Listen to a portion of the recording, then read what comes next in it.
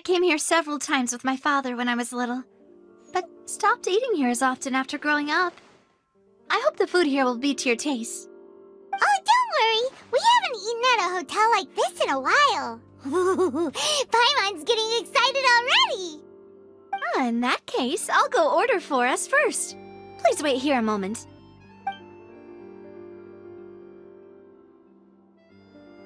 Ooh, everything looks so good. People in Fontaine sure know how to enjoy life. Why, of course. Go ahead, try whatever you like. If the food's good, I'll make a group reservation for the rest of Spina di Rosula next time. And if it's not? Well, then I'll still bring everyone. Albeit with only one dish per table. You, sure have your own way of doing things. Oh, we called this a farewell meal, but we could also treat it like a victory feast, right? We did just win that case after all. Oh, true. Very true. In that case, boss, we'll have another 2 dishes. Huh? Paimon didn't mean that you had to order even more food.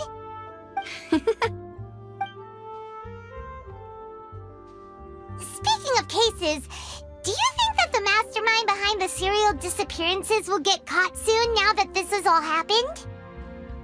Well, we've certainly taken a big step forward, but I feel that's about it.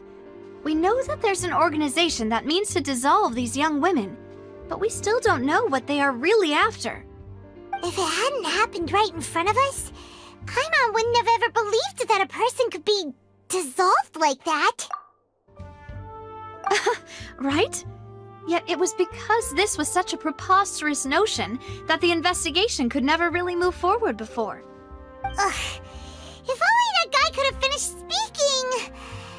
We were so close to hearing who was behind it. In such investigations, even the smallest step can seem like a yawning chasm if the trail of clues is cut off. To be honest, I don't have high hopes for any follow-up that the authorities might conduct. It's not that I don't have faith in their ability, it's just that a different perspective is required in some matters. It's easy to guard against and deceive a single narrow perspective. A shift in thinking is required at such times in order to produce a breakthrough. Which is exactly why the Spina di Rosula exists. Those highfalutin folk are not all-knowing. That's why we exist. To seep into the cracks where filth falls through, where their watch fails them. That's the kind of problems we solve. Seems Paimon thought things were simpler than they actually are. It's all right.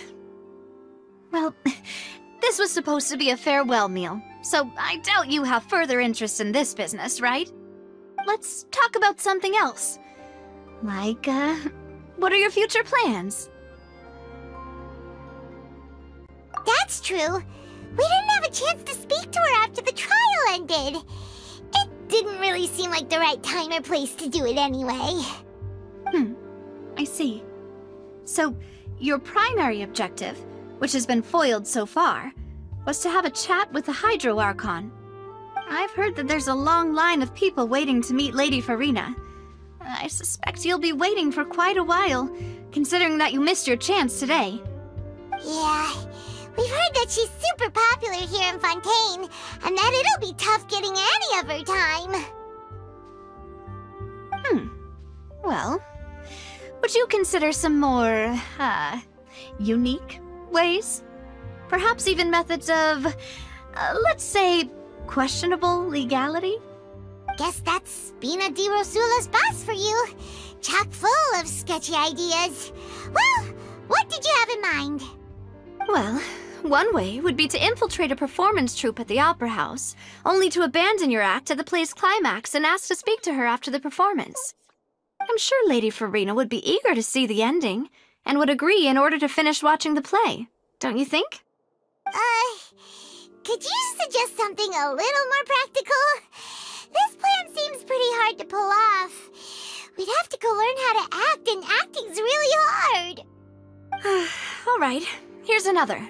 Find a way to conceal yourselves under her bed, Then wake her up in the dead of night and demand answers.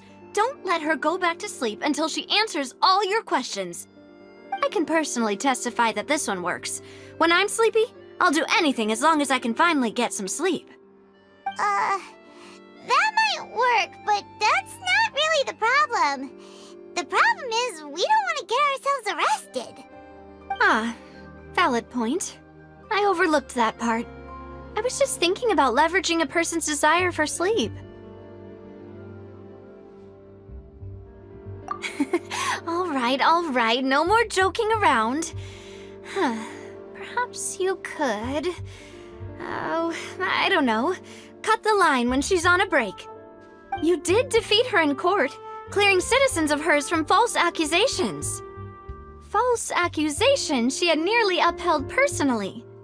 I imagine that she feels quite ashamed about the whole thing. You mean that if we catch her while she's on a break, she might be too embarrassed to refuse? Oh, that does make some sense. Why don't we give it a try after this meal? You know, strike while the iron is hot and all. Huh? Paimon, did you drink my Fanta? Was this your drink?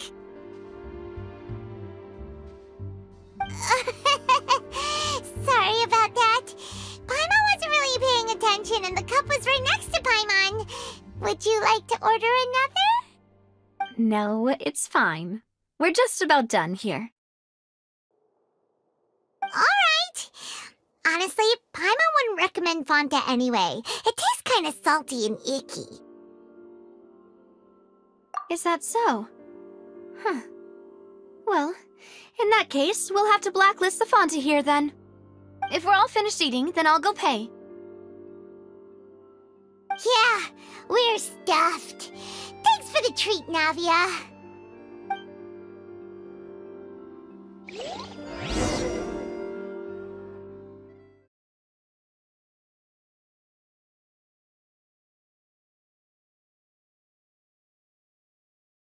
So full. Paimon can barely float anymore. Can't you see Paimon's barely an inch off the ground? Okay. As for expenses this month, we're left with... Hey, Navia! What are you doing over there? Oh, nothing. It was just a meal, you know? Nothing the Spina di Rosula can't cover.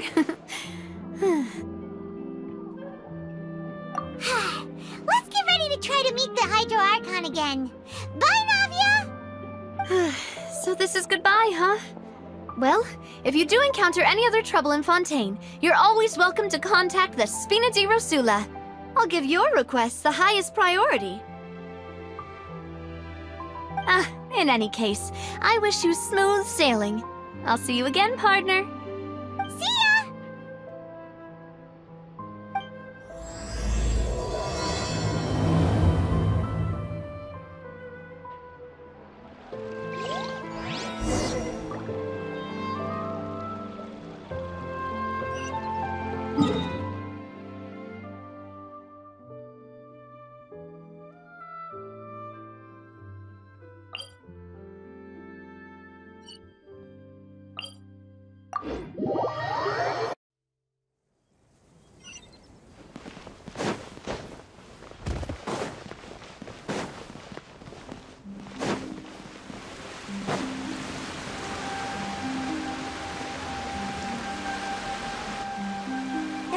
People around anymore.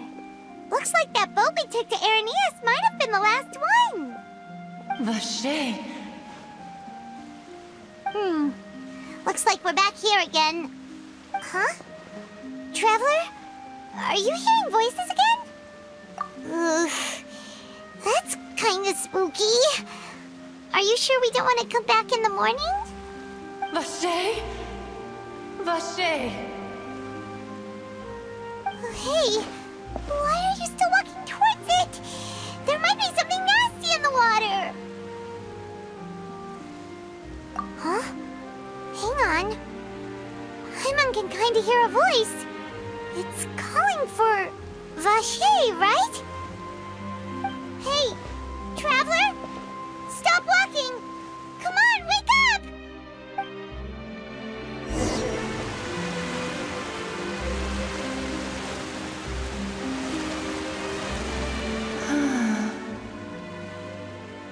Vache? Are you... my dear Vache? No, wait. You seem to be someone else. Do you know Vache? Do you know where my love is? Wait. Who am I? I'm very sorry. I fear I do not know. My memories feel like they have been washed away like a flood. So many fragments dissolved amidst the tide, never to be recovered. How much have I lost? How many things that I once held dear while on land have I since forgotten? Yes, that is what I was once. But now, I am but the consciousness of one who is lost, therefore. I do not know how I came to be like this either. I only vaguely remember being covered in light blue water, and then all grew dim. I also remember going to many places. I loved adventure, loved exploring places of peril. No matter where I went, Vache would go with me. I knew how dearly he loved me, and I also loved him equally as much. But now, we can no longer go back. The pain of such parting, I never knew how heavy it could be. No, our reunion no longer has any meaning. There is no way for us to create any new memories. The thought of me gives him no succor, so let it lie forgotten beneath the waters. If you meet Vache, tell him not to look for me. Tell him to move on. That is the only thing I still remember. Perhaps that is so. As I was submerged in the waters, losing consciousness, I saw Vache above the surface. His eyes were filled with such sorrow, such longing. If only I could have comforted him, told him that I did not suffer. Indeed, I had felt a great warmth. Is that what you call it? Dissolving? If anything, I consider it a form of release. It was a state of neither fear nor frenzy, with only an endless peace, like the water's still surface. I could also liken it to being a thirsty person who drinks water for the first time, and only then sees how they have lived for so long in a world of endless want and anxiety. I think I hear your companion. It's time for you to go, I think. Farewell, then. I am glad that you were able to sense my presence. Remember, if you see Vache, tell him not to seek me out any longer.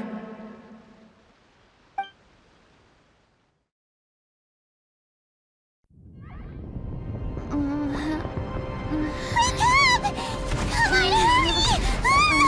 Navia's outnumbered!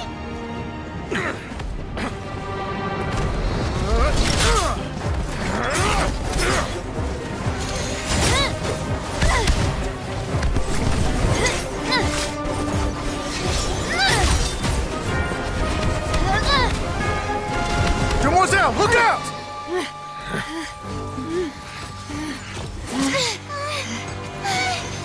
Dear God, it's a whole army of Gardamex.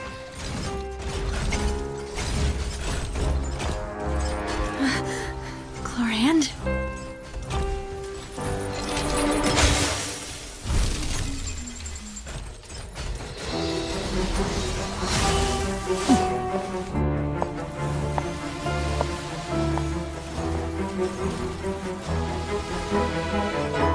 Quick, now's our chance!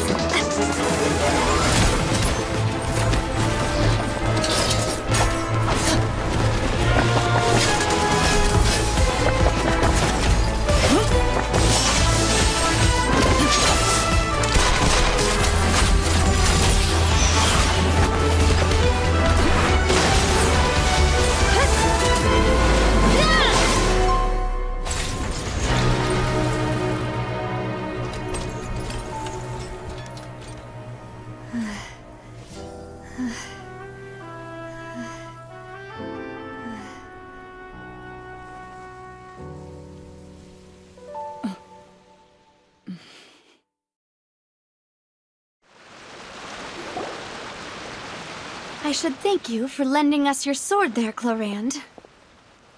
But before I do so, could you explain how you managed to show up here? I followed you. It seemed to me that danger has followed you more closely as of late. I believe that following someone without their knowledge is actually called stalking, is it not? Mr. Callus's last wish was for me to ensure your safety, and I will not betray his trust. He would do the same, were he alive today. Do not speak of my father! Sorry, demoiselle. I was not strong enough. Thank you for your aid, Miss Clorinde, but do keep an eye out for your manner of speech. I believe we all wish to avoid unnecessary emotional harm. Sorry, I did not consider your feelings. Whatever. What else do you know? How did you come to the conclusion that I'd be in grave danger? I doubt I know much more than you, but I believe that the mastermind behind the serial disappearances is very powerful. Your performance tonight will almost certainly attract their attention. I'm sure they've known about me. To be honest, I'm shocked it's taken them this long to act against me.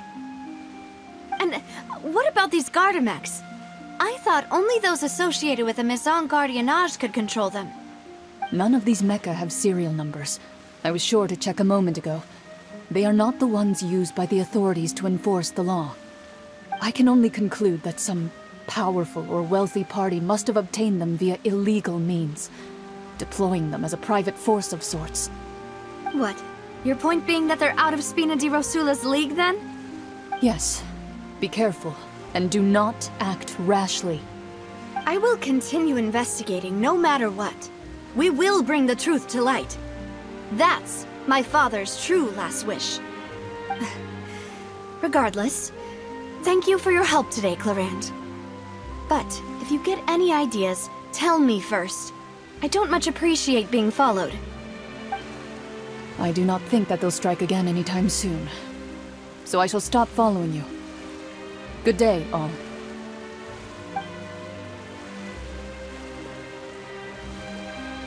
Right. I suppose that's the best news we've gotten today. Demoiselle, I believe that Miss Clorinde was being sincere with you. If we tried, we could attempt to thaw relations a little. I know, I just... She's... Oh, thank goodness! Paimon thought we were done for! Those Gardamex came out of nowhere while you were unconscious, and Navia and her gang saved us!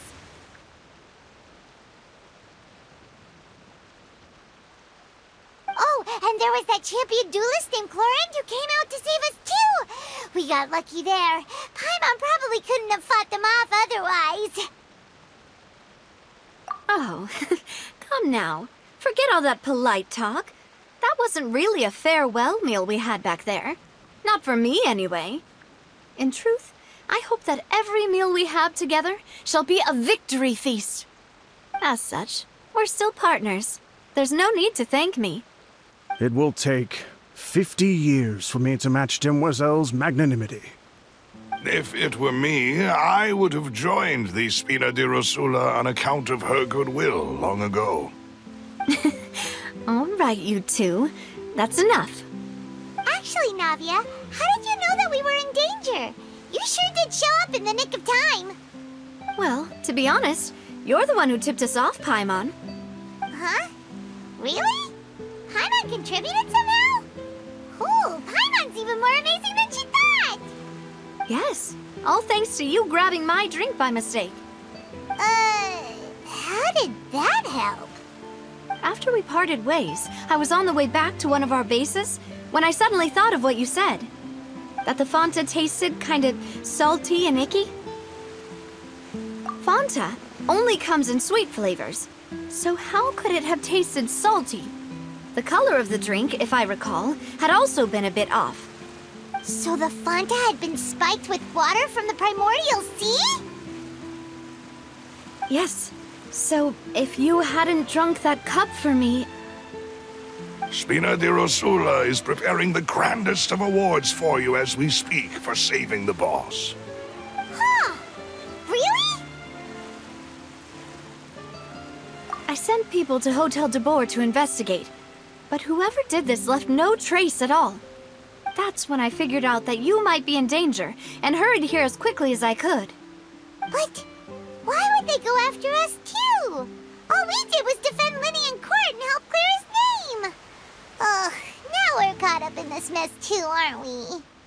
Well, you did foil a plan that they were probably pretty proud of, and almost got their name in the process. Speaking of which, did anything strange happen when you drank the primordial seawater? Well, it can't be a coincidence that the Traveler fainted just now. She said that she heard that voice calling for Vache again. Oh, and this time Paimon heard it too, but it was real faint. Does this situation have to do with the primordial seawater then? Does that mean the primordial seawater raises someone's sensitivity to hydro when it's used on people who are not from Fontaine? That doesn't sound like too much of a bad thing, to be honest. New intel? While you were out cold? Well, let's hear it, shall we? Oh, that is important. Vache. That name doesn't ring a bell. I suppose he hasn't stepped forward as a witness in court lately. Since he saw that young woman dissolve, he was at least at the crime scene. But he never gave testimony or any information regarding people dissolving in the primordial seawater. Could he have been threatened? Yes, thank you. This is very important information indeed. We will continue to investigate. Oh, you mean you'll help us investigate?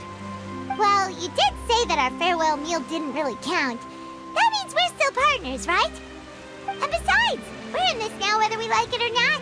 You're not gonna let those people who targeted us get off the hook so easily, are you, Traveler? Demoiselle, do try not to look quite so pleased. You are the face of Spina di Rosula, after all. You talk too much. Well, in that case, let's head back to one of our bases, shall we? I'll arrange accommodations for you. We also have some plans to go over, and hopefully we can deepen our bonds as partners. But we'll take that one step at a time, I guess. Don't worry, you two. With us around, our base is definitely secure.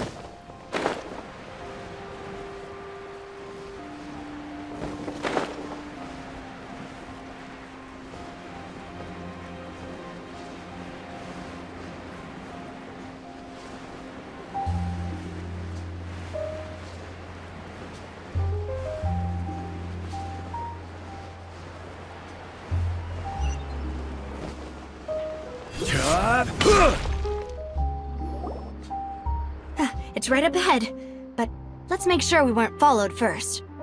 I've been keeping watch, Demoiselle. I haven't spotted anyone suspicious thus far. Very good. But let's not let our guard down for now. I shall find rooms for our respected guests. Thank you, Malus. Now, let's continue, Traveler.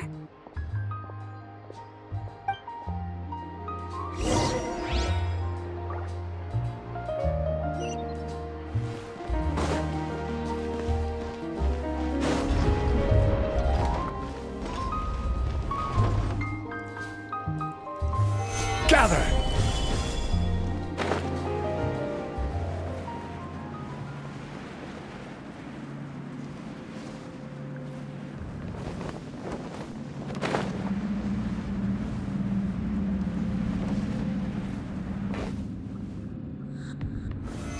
Stabilize!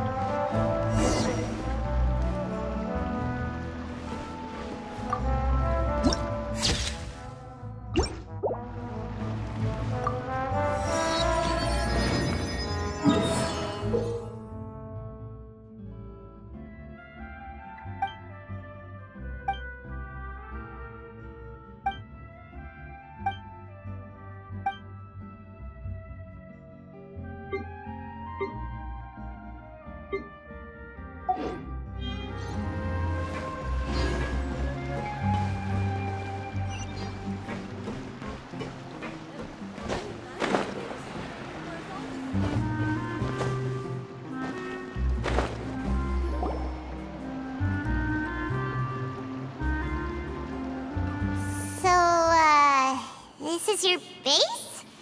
It's not quite what Paimon imagined. Your accommodations have been arranged. Under the present circumstances, I can confidently say it's the best we have. Well, our funds have been a little tight lately. After all, we don't allow illegal or unethical profiteering. In fact, our funds often come from citizenry who support us. Seems like it's tough times for everyone. But if you have the support of the people, that does sound like it's worth it. To be honest, our financial situation was a lot better back when my father was in charge a few years ago. I'm afraid I'm not quite his equal. Your father... he was the previous boss of Spina di Rosula, right? How did he... Demoiselle, if you'll allow me to explain. No. I'll explain it myself. I suppose I couldn't run from this topic forever. And as partners, this is something I hope they can understand. My father's name is Callus. Yes, the same one they call Callus the Unfaithful in the streets. 3 years ago, he was accused of murdering his own friend. But he chose a duel to defend his honor, instead of standing trial. He died in the duelist's ring. Oh no. But I do not believe my father was a murderer. I'm sure he was set up. At the time, I believed that if he only stood trial and was duly investigated, something amiss would crop up and prove his innocence. But strangely, he not only requested the duel himself, but rumor has it that even after being seriously injured, to the point where he could be deemed as having lost the duel, he refused to surrender, determined to die in the arena. 3 years later, I still don't understand why he did that. How could he protect his honor if he's dead? If anything, he gave up his chance to defend himself. The closest piece of info I have is that my father had been investigating the serial disappearances case at the time of his death. Ah, so that's why you're so determined to get to the bottom of that case. That's right. I've also tried to investigate the murder my father was implicated in, but I haven't found a single new clue in my countless reviews of the investigation records. However, I believe that if the murder case is related to those behind the disappearances, they must know something. I must know what really happened. Was my father coerced? Framed? Even if he really did kill his friend, I must get to the truth. If only he'd been more open with me when he was still alive. He even hid the fact that my mother died due to complications when giving birth to me. And now, here I am investigating his death. You really are a handful, aren't you, Papa? Demoiselle, please, if there is anything I can do, anything at all. I also will never believe that Master Callus murdered anyone. There are none whom I respect more than the two of you, Demoiselle.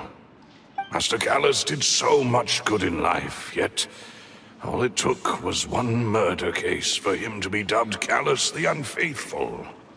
Even our supporters decreased greatly due to that incident, hence our strained finances at present. Wait, if Callus was such a good man, wouldn't people at least be a little suspicious when he was accused? No. Perhaps people just revel in that kind of drama. It's not something exclusive to people from Fontaine, really. Everyone's like that. People love watching the evil turn over a new leaf, but they also enjoy watching good people fall into an abyss from one slip-up just as much. But how could... never mind. If Callus was really falsely accused, we have to find the truth. He didn't deserve to have that happen to him. There is one other thing. Master Callus's opponent in the duel was Ms. Clorand. Oh, her? Well, then, isn't that as good as saying that she was the one who killed him? Yeah, that's not the sort of thing that you can just let go and move on from. Ms. Clorand has always placed great emphasis on the honorable nature of the duel. If her opponent doesn't yield, she will not stop either. She knew Master Callus beforehand and greatly respected him, but seeing how he was resolute in the arena, there was only ever one choice she could have made. It's not that I don't understand her at all, but I just can't deal with this yet. Don't worry, Navia. Paimon knows how you feel. You don't have to force yourself to do that. Afterward, Ms. Clorand told us that at the start of the duel, Master Callus requested that she ensure Demoiselle Navia's safety. Yes, that is our understanding as well.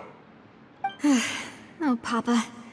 What madness drove you to ask the person who killed you to take care of me? All right, anyway, that's the information I wanted to share with you. Even if it did sound like I was just complaining towards the end.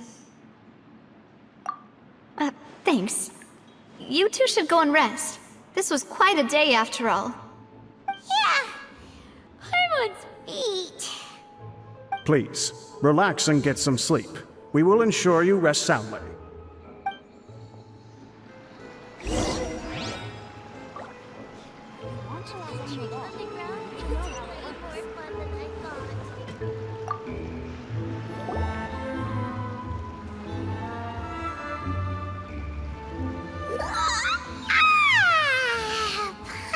Slept so well. This place feels almost too safe. Huh? Navia? Where did the other two go? I sent them back to Poisson. It's Spina di Rosula's place of origin, and where we have our headquarters. There's not much for them to do here at the moment. Paimon gets the feeling that you're just trying to get them off your back. But never mind that. When did you get back? Were you waiting here the whole time? No, I just returned after going out for a while. I did some investigating yesterday regarding the name Vache. Wait, so you didn't sleep at all? How could I after having such critical new evidence appear? Guess Paimon wasn't speaking for everyone just now, huh? Unfortunately, this name seems to have been wiped from existence. It doesn't seem to have a match anywhere. I suspect that those behind this have already taken steps to hinder an investigation from this angle. But that does prove that this Vache person is a key witness in the incident. Does that mean we're too late,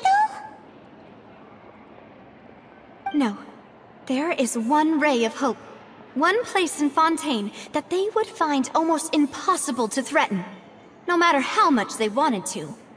And that is the archives kept by Chief Justice Neuvillette. A place where detailed files on all the cases in recent years are kept.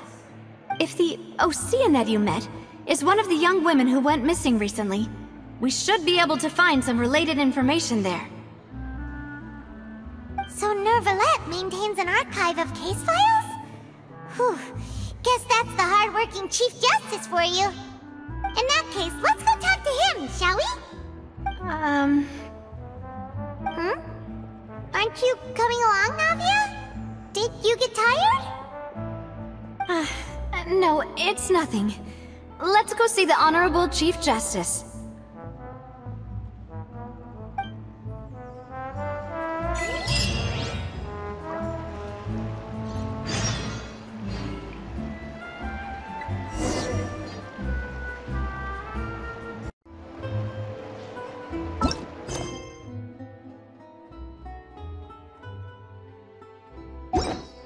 Where do you want to go?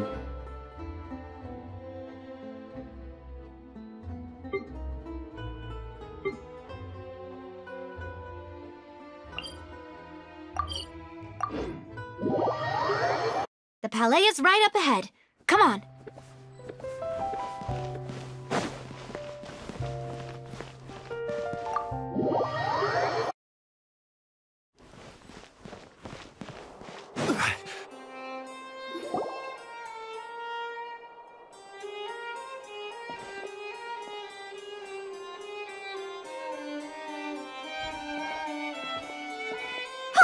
Please state your business here. The Chief Justice is presently occupied with official matters. This place does look pretty heavily guarded. Guess that proves that Neuvillette's files are really secure. Hey, don't you recognize us? Huh? Who are you? Just to be clear, I don't care who you are or who you might be related to. Our rules make no exceptions. See? They've got great discipline, too. Yep. Paimon can tell. If you're here just to crack jokes, I can point you towards the exit. Unlike some, we're busy, so please leave if you don't have a reason to be here. No. What I meant to say is, shouldn't you remember us from a few days ago? We were at the trial of the great magician Linny. Oh, yes, I remember. I read about it in the Steambird. You must be Linny's attorneys. It's all coming back to me now. We're here today to report and archive some information on a follow-up case. Huh. Is that even a thing? Of course. Don't worry. We're here on official business. You can trust us. All right then, I'll let you through. The Chief Justice is just inside. Thanks so much.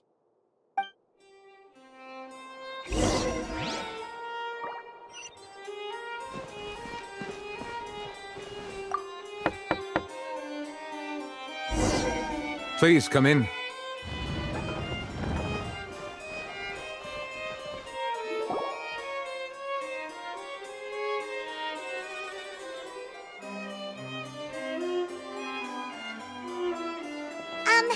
Sorry to barge in, Monsieur Neuvillette. We only lied to get in because we didn't know any other way. It's all right. Please let me know how I may be of assistance to you. So you're not mad at us? We're looking for a man called Vacher. He may have been an eyewitness in the serial disappearances case. If we can find him, we may be able to unearth some key information on the case. Ah, I see.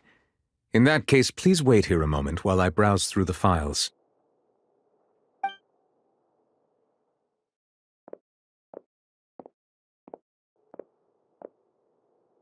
Who knew that Neuvillette would be so easy to talk to?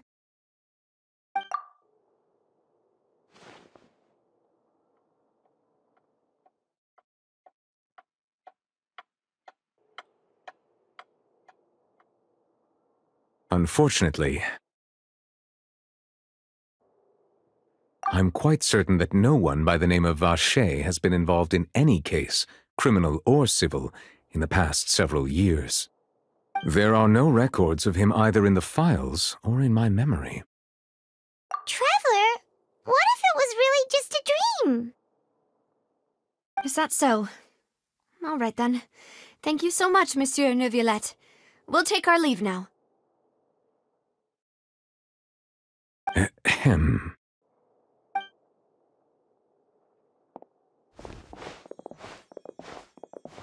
Miss Navia, I can understand how you feel. Your father, Callus, was a truly exceptional man. We deeply regret his passing.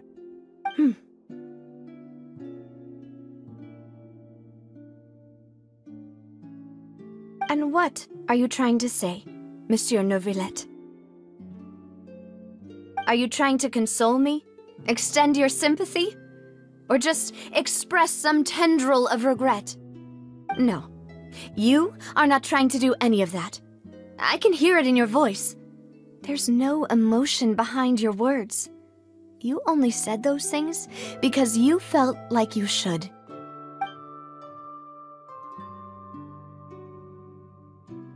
It's just like last time. After my father took his place in the duelist ring, I pushed through the guards to talk to you as a last resort. You even told me then that you thought there was something fishy with the case, yet you still allowed the duel to go ahead. In your eyes, the value of a human life is nothing compared to those cold laws you hold so dear. If you truly regret my father's death, then why didn't you call a stop to the duel?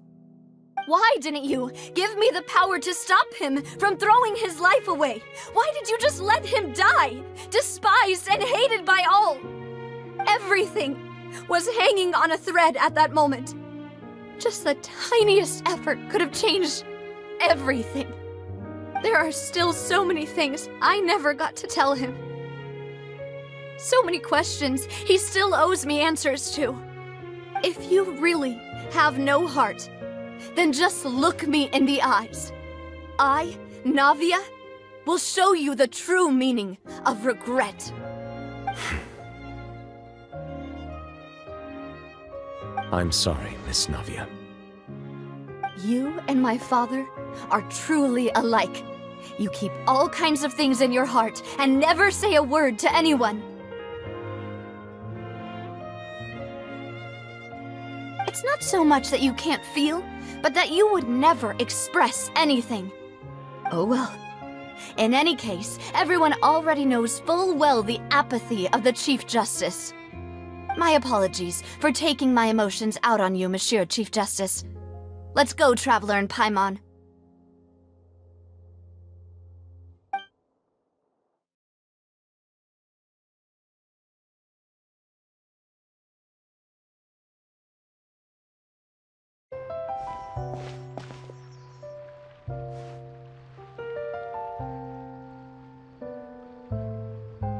Navia, are you okay?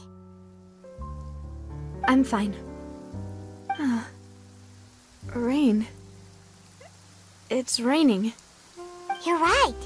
Wasn't it still sunny when we went into the building? And there shouldn't be any active trials today. How strange. Now that I think of it, on the day my father was convicted of murder, it was also raining. What is it? Did you think of something? Yeah, he was outside. It was uncovered and the rain could fall there. Why? Do you think the rain could have affected the crime scene? That thought has occurred to us before. We've even expanded the search area to try to account for that, but didn't find anything of value. Oh? Wait. You don't mean... So you're saying that the true murderer could have been turned into water? And then got washed away with the rain? Yeah, and if that's what had happened, then no one would have believed your dad, even if he explained what he saw to the authorities. I really think I found a true genius for a partner. You're completely right. How did I not connect the dots earlier? All right, let's go to Poisson. With this new lead in mind, we'll get to the bottom of my father's case for sure. Yeah, we're gonna make progress for sure this time. Do you want to go with me now? Or do you want to head over by yourself later?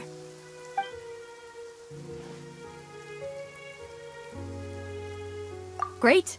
Let's go then.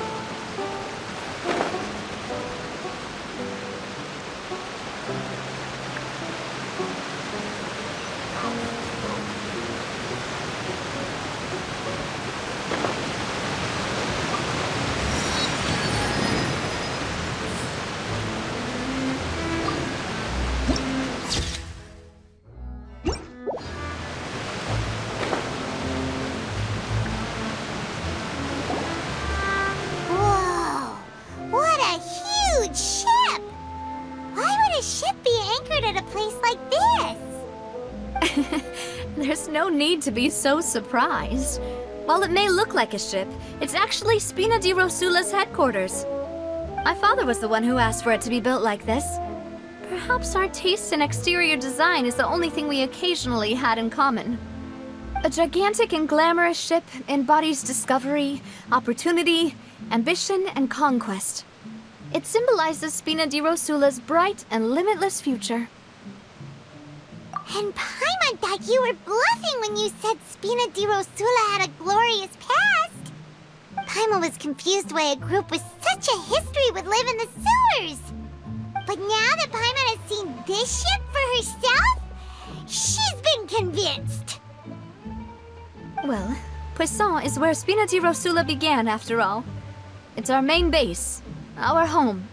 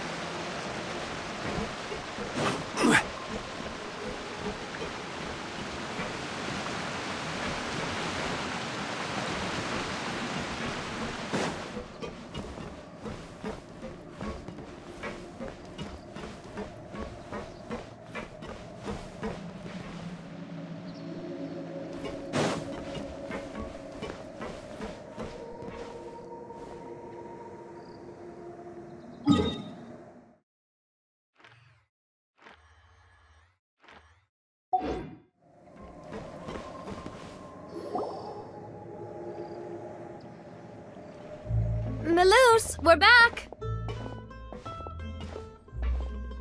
Apologies for the wait, demoiselle, and our most important partners. You said before that you still had some business at the court. What brings you back to Poisson so quickly?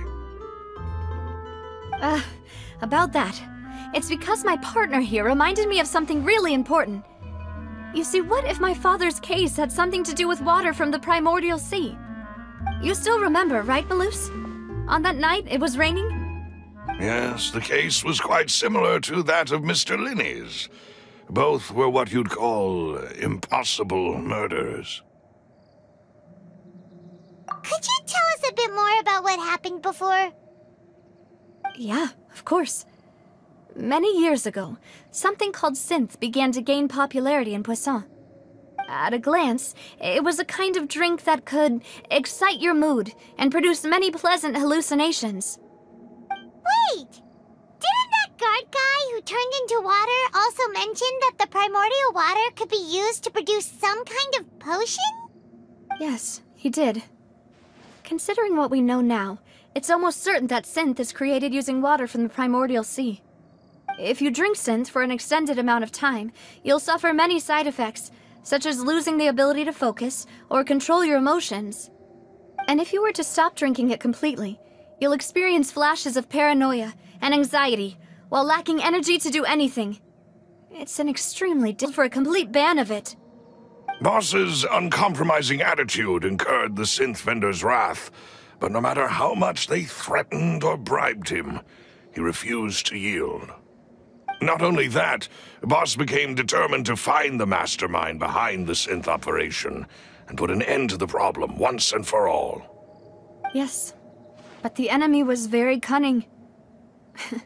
So he could never get anything out of the dealers, all of whom only sold the stuff and weren't privy to the rest of the operation. Recognizing that, my father decided to contact the dealers in secret and cultivate personal relationships with them. Finally, he was able to convince someone to become his informant. The man's name was Jacques. He felt greatly ashamed about his work after seeing many families destroyed by synth abuse. That night, my father hosted a banquet at his countryside estate. He planned to meet up and exchange information with Jacques over some food. But then, we heard 2 gunshots from the courtyard. We raced to the scene and found my father, still holding a gun, and Jacques, who was already dead on the ground. Huh? How did that happen? Aren't they on the same side? Sounds just like Lenny's case, doesn't it? In both cases, the culprit seemed obvious, but neither appeared to have any motive at all. Looking back on it, though, I now believe the most important clue was something we all overlooked at the time. There were pieces of clothing left at the scene. Precisely. It's all thanks to you that I made the connection now. Back then, we all just thought they were some costumes that Jacques used to disguise himself at the banquet.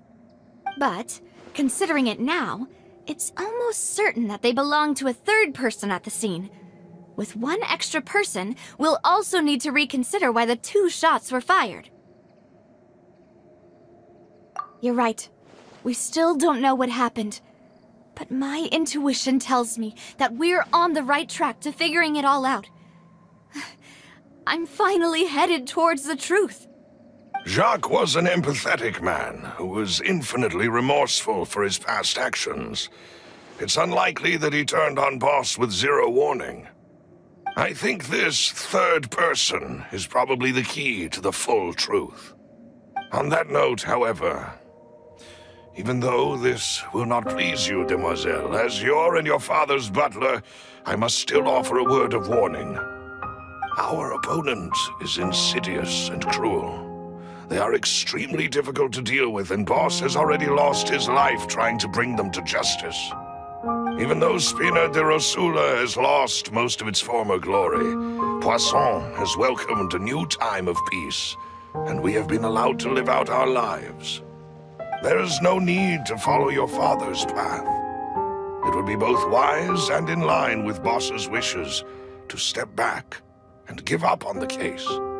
If that's indeed what he wished for, then he should have told me that himself. Was I not the closest person to him?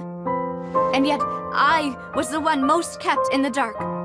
What was the point of him dying without sharing any of the secrets he knew? Did he manage to protect anything in the end? Synth is still here. Callus the Unfaithful is still his epithet. And Spina di Rosula is barely getting by. Nothing has changed. Did he think I'd just accept his meaningless death and live out my life just as meaninglessly? I've never accepted that. Ever. Not since that day, and certainly not now. I want to find out the real answer for everyone's sake. For the missing girls, for the victims, and for myself. Navia. This is indeed the best moment to act.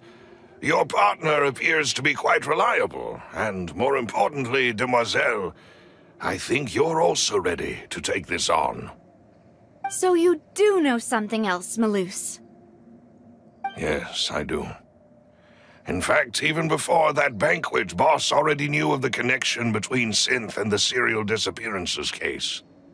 But what drove all the tensions to the boiling point was the revelation that you, demoiselle, had been selected as the next target to disappear.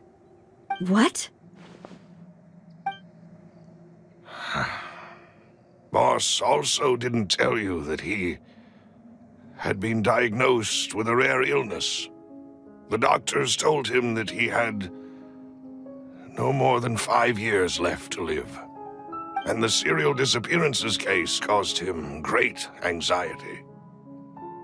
5 years was nowhere near enough time to resolve this long-standing conflict, but once he passed away, all the danger would pass on to you. Knowing all of this, he decided to use one final intimidation tactic before his death. He claimed to have already gotten his hands on some key incriminating evidence for the other side, and even told some members of Spina di Rosula about the details. But as long as you remained safe, he would not share the evidence with the public. If something were to happen to you, then he and all those he told would immediately expose all they knew about Synth and the disappeared victims. Right, so nobody would be able to get off scot-free. As we've seen, Boss's tactic has worked. Even though Boss has been gone for a long time, the other side has not tried to take Demoiselle's life. No, I don't believe it. He never appeared to look sick to me. No father wants their daughter to see them weak and haggard, especially someone as proud as Boss. To him, dying in a duel and suffering lasting dishonor as the unfaithful was still far preferable than losing face in front of his daughter. So he chose to die in silence, so that he could protect me. I'm afraid you're not understanding this correctly, Demoiselle. What Boss wanted to hand to you was not a parasol, but a sword. If Boss's spirit could hear you telling me that you want to find the answer for the sake of everyone involved, I'm sure he'd be extremely proud. That fool. Couldn't he have just given it to me straight? No. He might have set up everything precisely because he never thought I'd be able to understand him. Is that the amount of confidence he had in me? And what if I was never able to make it to where I am now?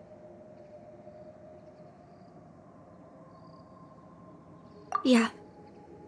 I suppose that's true. With the way he'd set things up, if I had wanted, I could have just lived out my life without a care in the world. But thankfully, he rarely talked to me about complex matters, and thus understood little of me as a person. In this case, he really didn't need to give me an easy way out.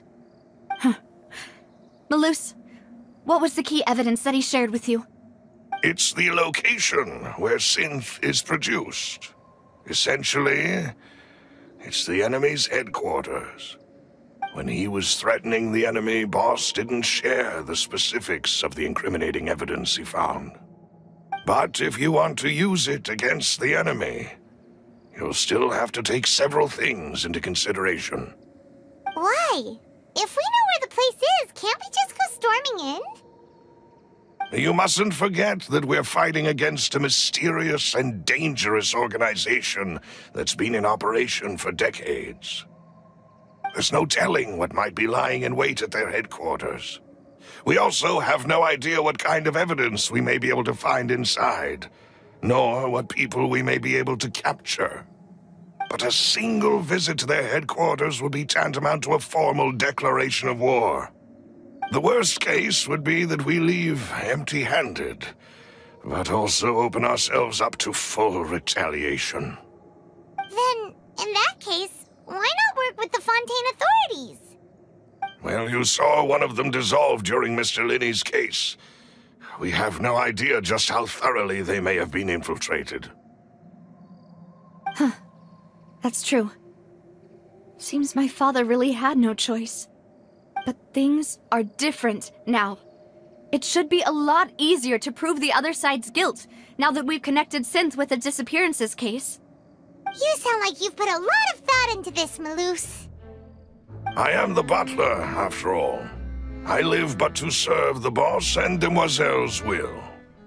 I've always been willing to take on any kind of risk for your sake.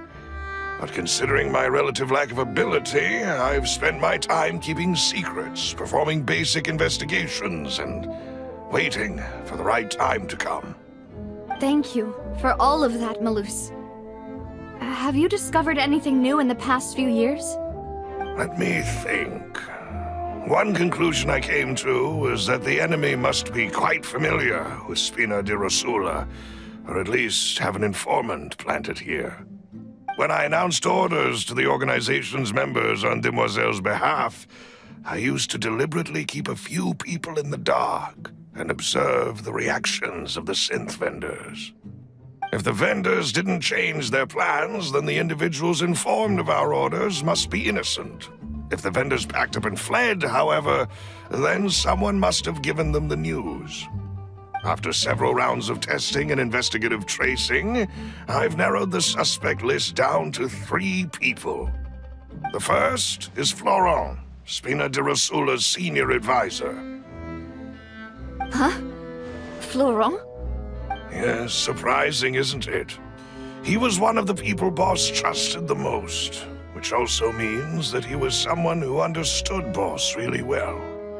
Thanks to his position within Boss's innermost circle, he always knew our upcoming plans and could thus avoid capture this whole time. There's someone else like him too. Marcel, the head of Confrérie of Cabrières. Uncle Marcel. It's a guild in Poisson. Boss helped it to grow to its current size and prominence. In the beginning, they were only reselling some daily goods, but now they're one of the richest guilds around, with a lot of business connections in the city. So, they're like a sister organization of Spina di Rosula? Yes, you can say that. When we were fighting against the synth dealers, they provided us with plenty of support. It's a bit difficult to imagine someone using their own money to hunt down themselves. The final suspect is Thierry, the man responsible for coordinating information between Spina di Rosula and the guards. Although the guards mostly leave us to our own devices, there are still many activities we have to report to the local authorities. Since Thierry is always in the know about our current activities, he could theoretically always plan one step ahead. I see. These are all people who I communicate with quite regularly. To think that the enemy we've been fighting against has been right next to me all along, among those I trust the most. It's almost too hard to believe. If you want to investigate them, please take every precaution to not alert the quarry. Judging from our experience, the enemy is extremely cautious. Of course. And thank you, Malus. You've provided us with a lot of great information. You're too kind, my lady. I'm just doing my duty. And before I forget, proving Boss's innocence would also mean clearing him of blame in Jacques' death. After that incident, Jacques' wife and daughter were taken into the Spina's care. They still live in Poisson today. If it might help, you could also pay them a visit. I can make the necessary arrangements. Oh, thank you so much, Malus. You really are the best. A new case awaits, my dear partner. I hope we can work together to uncover the truth and end this case once and for all.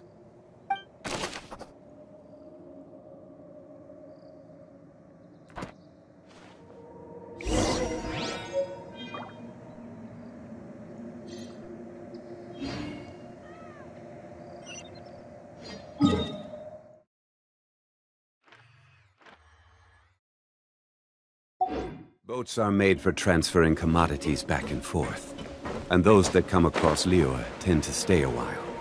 So it is where many things come to settle. It is settled, then. Please excuse me, and enjoy your conversation at your leisure. Thank you for arranging everything for us, Malus. Excuse me, miss. Do you need anything from us? Oh. Hey, Navia's all quiet.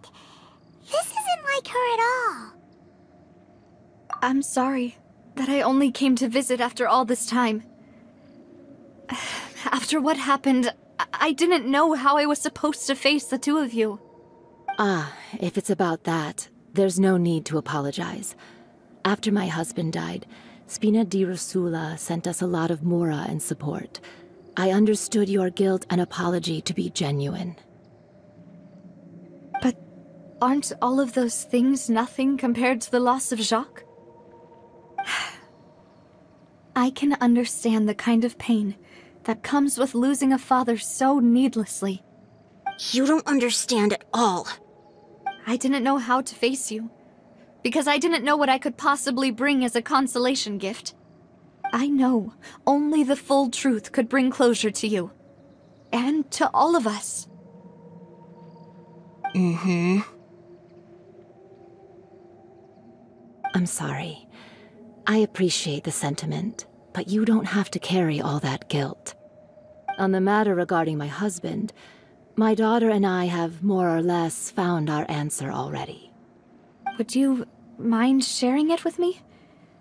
I really can't believe that my father could ever bring himself to shoot Jacques. I always knew that my husband's money was earned through others' suffering. He told me countless times that if he could turn back the clock, he would never go into the synth business again.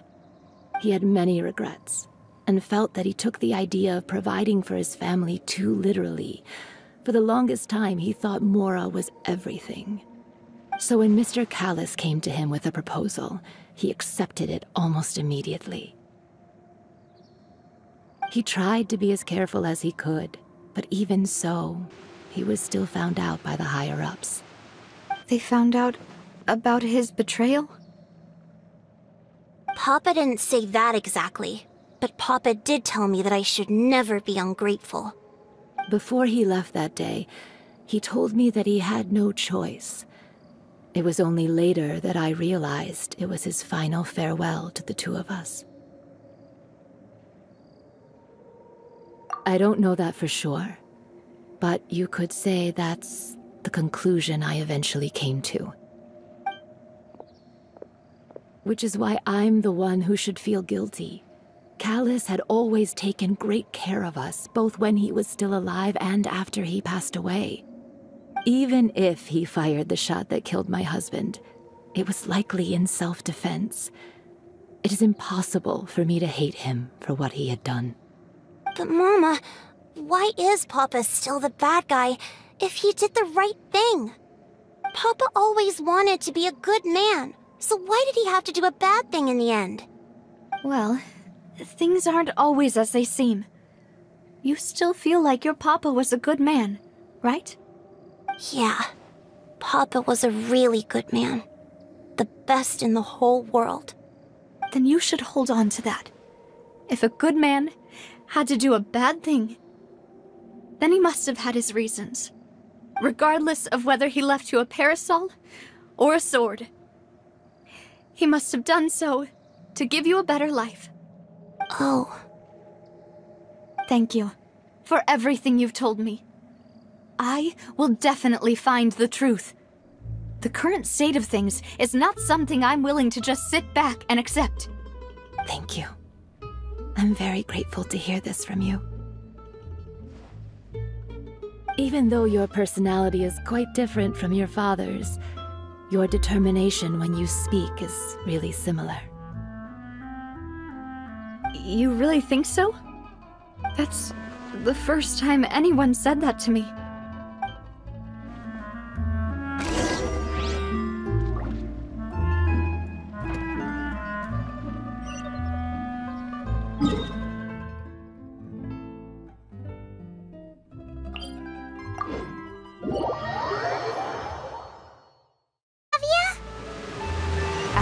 I'm fine. Don't worry. Let's investigate the 3 suspects next. The rock should be nearby, and we should be able to find Thierry and Uncle Marcel in his... Greetings, boss. How may I be of assistance today? I'm sure you've heard about what happened at the Opera House. Someone got turned into water right in front of us. Yeah, I've heard. With something that dramatic, I'm sure journalists will milk it for all it's worth. And it'll be all the talk for the next several weeks. It also reminded me, on the day that the incident happened with my father, it was raining outside, and we found some clothes left at the scene. After my partner here put the dots together for me, I feel like we should try to reopen his case. Can you do me a favor and try to recall what happened that night? Let me think. Mr. Callis was feeling pretty upbeat that day. So he was drinking and bantering away with us at the table. After that, he told us that he wanted to go get some fresh air. So we let him go without thinking much of it. Who knew that we would hear 2 gunshots ring out right after? My first reaction was that Mr. Callus's life was in danger. So I grabbed my holster and made a mad dash toward the scene. But when I got there, it was already too late. Mr. Callus was standing over a dead body with a gun in his hands. All we could do was look back and forth at each other, not knowing what to say. So you also remember 2 gunshots then? Indeed. The guard said that the first shot didn't hit anyone, while the second killed Jacques. But I've never really bought that explanation. Reason being, Mr. Callus had left his gun on the table. I even made sure to confirm that before running to the scene. But according to the guards, that doesn't mean he couldn't have had other guns on his person. About the clothes left at the scene that you mentioned, do you think there was a third person there who was turned into water?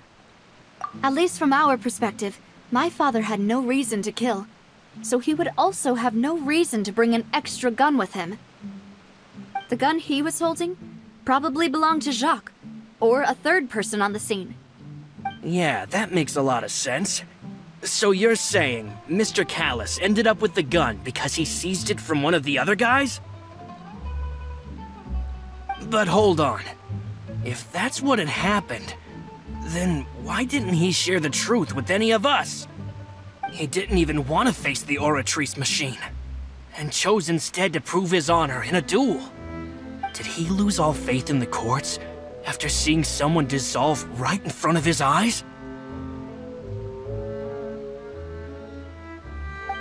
About that, Malus told me a thing or two. So, I think I can understand why he committed to the duel. I'll tell you everything, once the whole truth has been revealed. I understand. Then, I'll leave Mr. Callus's honor in your hands, boss. And if I may just say one more thing. The whole Callus the Unfaithful epithet has been a thorn in my side since the day it was invented. Many people have laughed at me for still calling him Mr. Callus, even after so many years have passed. But it was Mr. Callus's trust that allowed me to rise through the ranks of Spina di Rosula and live the life I lead today. No matter what others might say, he'll always be the man I respect the most.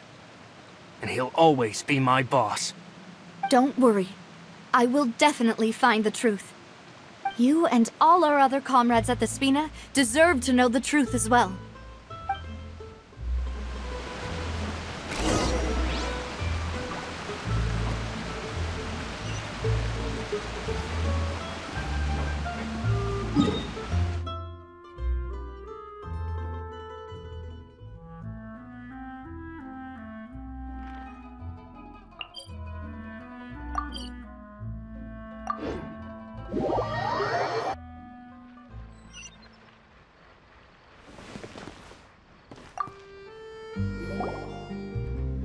Hey, Thierry! It's me! Oh, now, what brings you here, Miss Navia? I've heard that you made quite the name for yourself at the Opera House. Oh, so you've caught news of that already. Oh, okay. Hey, I'm also a member of the Guards, you know. The way you make it sound, people would think I was sent off to Poisson because I had done something wrong. Are you sure there isn't a little bit of truth in that? Under normal circumstances, shouldn't you have been called back to the city already? I mean, where I work is really up to me. Let's just say I enjoy the ambiance of Poisson. Callus did a fantastic job running the town, building Spina di Rosula from the ground up and clearing many obstructions in my way. It would be next to impossible for me to find a similarly easy but high-paying job in the city. Anyway, enough chit-chat. Are these two friends of yours? You, here for some formal business? Yes. These two are my partners. What happened at the Opera House made us realize that Linny's case and my father's may be related. We're trying to reinvestigate the details of my father's old case. Ah, I get it.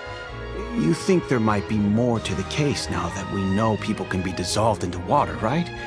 I was also flabbergasted when I first heard of it. If you want to go through the original files from your father's case, I can help you look for them. That'd be much appreciated. Thank you. Actually, I have another question. Do you have the authority to dispatch Gardamex? Of course. Without them, I couldn't possibly handle Poisson on my own. Why do you ask? We definitely can't use them to forcefully get more evidence for your father's case.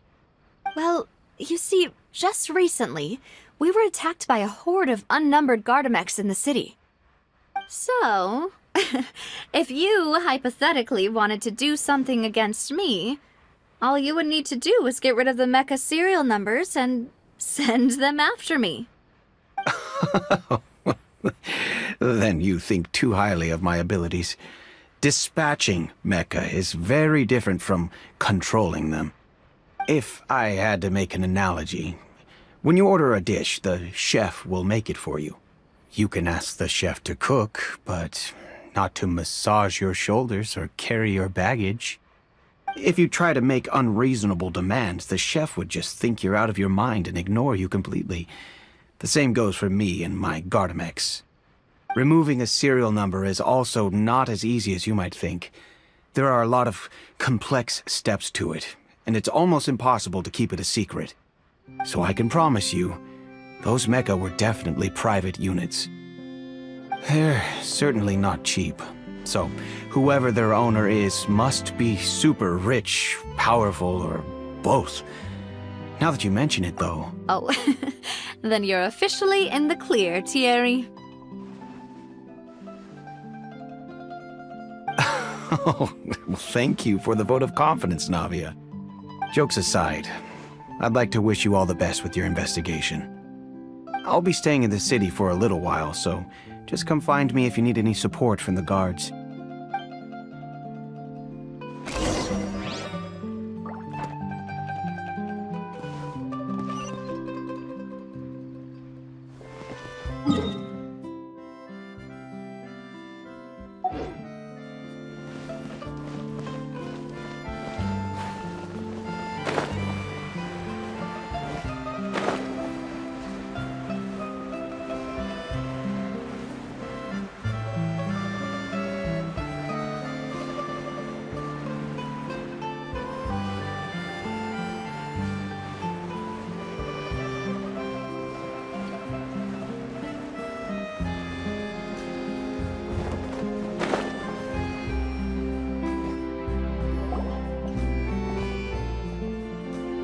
Hello. How may I help you? I'm here to see Marcel. Could you please let him know? You can just say Navia's looking for him. Sure. I will let him know right away.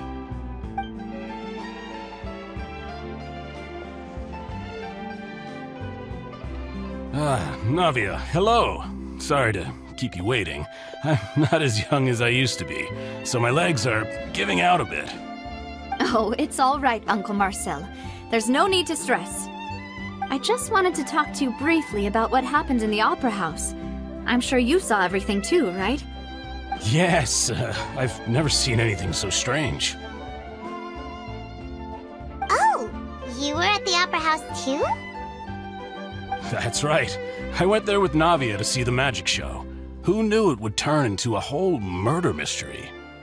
I also witnessed your marvelous sleuthing work. Quite impressive. To beat the Hydro Archon at her own game on her own turf, I can already imagine everyone in Fontaine discussing your exploits over a few glasses of wine. Oh, Paimon doesn't want to become the talk of drunkards. Apologies. It's just how Fontaine is as a nation. Everyone loves drama and theatrics. Uncle Marcel, you've also noticed that other thing, right? The fact that humans can dissolve in water? Yes. I was reminded of your father's case right away. Is that what you're investigating now? Exactly. I still don't have much solid proof, but I can sense that the other side has already begun to act. Oh, And what makes you say that? We were attacked on Araneus by some unnumbered Gardamex. And there was also an attempt to get me to drink water from the primordial sea. If not for the vigilance of my partner, I probably wouldn't even be here talking to you right now. Oh, you're giving us too much credit. Wasn't it you who protected us? Alas, it seems things are heating up again. The peace that Callus sought so dearly will soon become a thing of the past. But rest assured, Navia, Poisson will always remain a safe haven for you.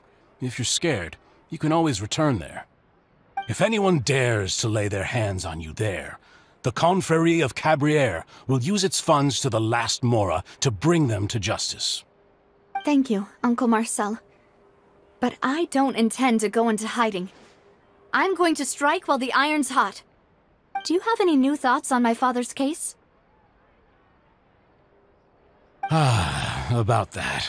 Sorry, my age is catching up with me, so it'll take me a while to recall my memory. The Confrérie was responsible for that banquet, so I was out and about the whole time making sure things were running smoothly. I didn't even have the time to drink with the guests. Then I heard the sound of a gunshot, and the rest was history. Oh, it's okay. No need to push yourself. We'll ask around some more, see if there are any valuable clues elsewhere. Sounds good. Just let me know if you ever need Mora. All my wealth comes from Callus's patronage and support. I'll spend however much it takes to clear his name.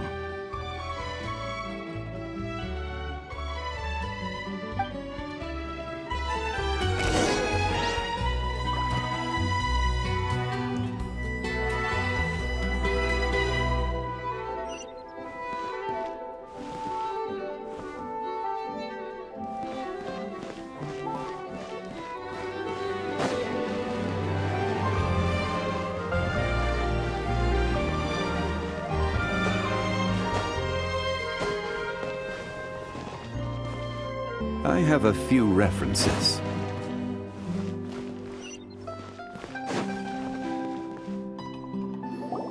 We've talked to all three suspects, purely based on their conversations with me. None of them sounded particularly suspicious. I suppose that's to be expected, though. If a single conversation's all that's needed to find them out, then my father wouldn't have needed to investigate the case for so many years. Anyway, even though we didn't make a breakthrough, let's still compile what we were able to find. But where should we start? Ah, you're right! Flora mentioned that Callus probably only ended up with the gun because of circumstance. That makes sense. According to Jacques' family members, he already told them that he had been discovered, and that he had no choice before he left home that day. If I had to guess, he probably received an order from the synth boss to kill my father. Had he refused, he and his family's lives would have been forfeit. So, Jacques fired the first shot?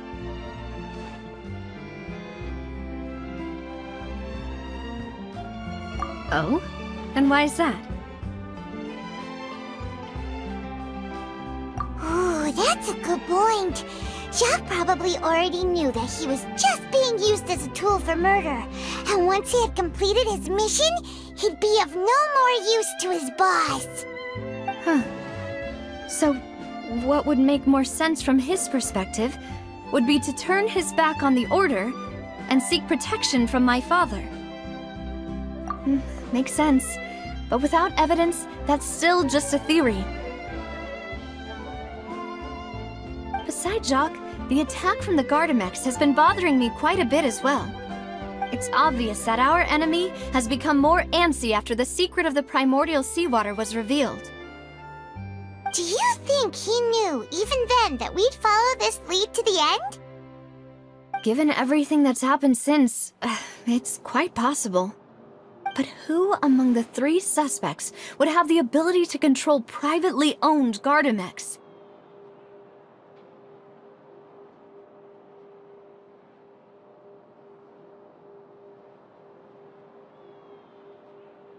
Thierry, you say?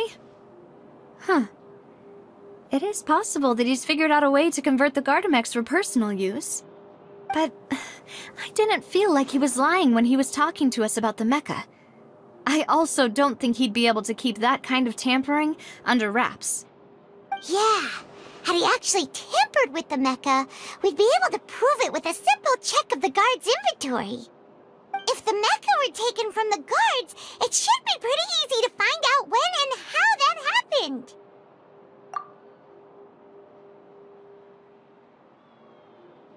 Florent?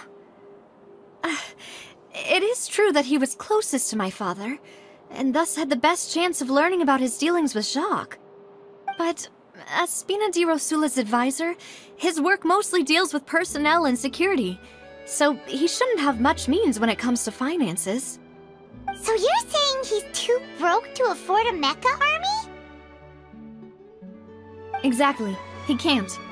And even if he could, I don't think he would be able to dispatch a whole group so quickly.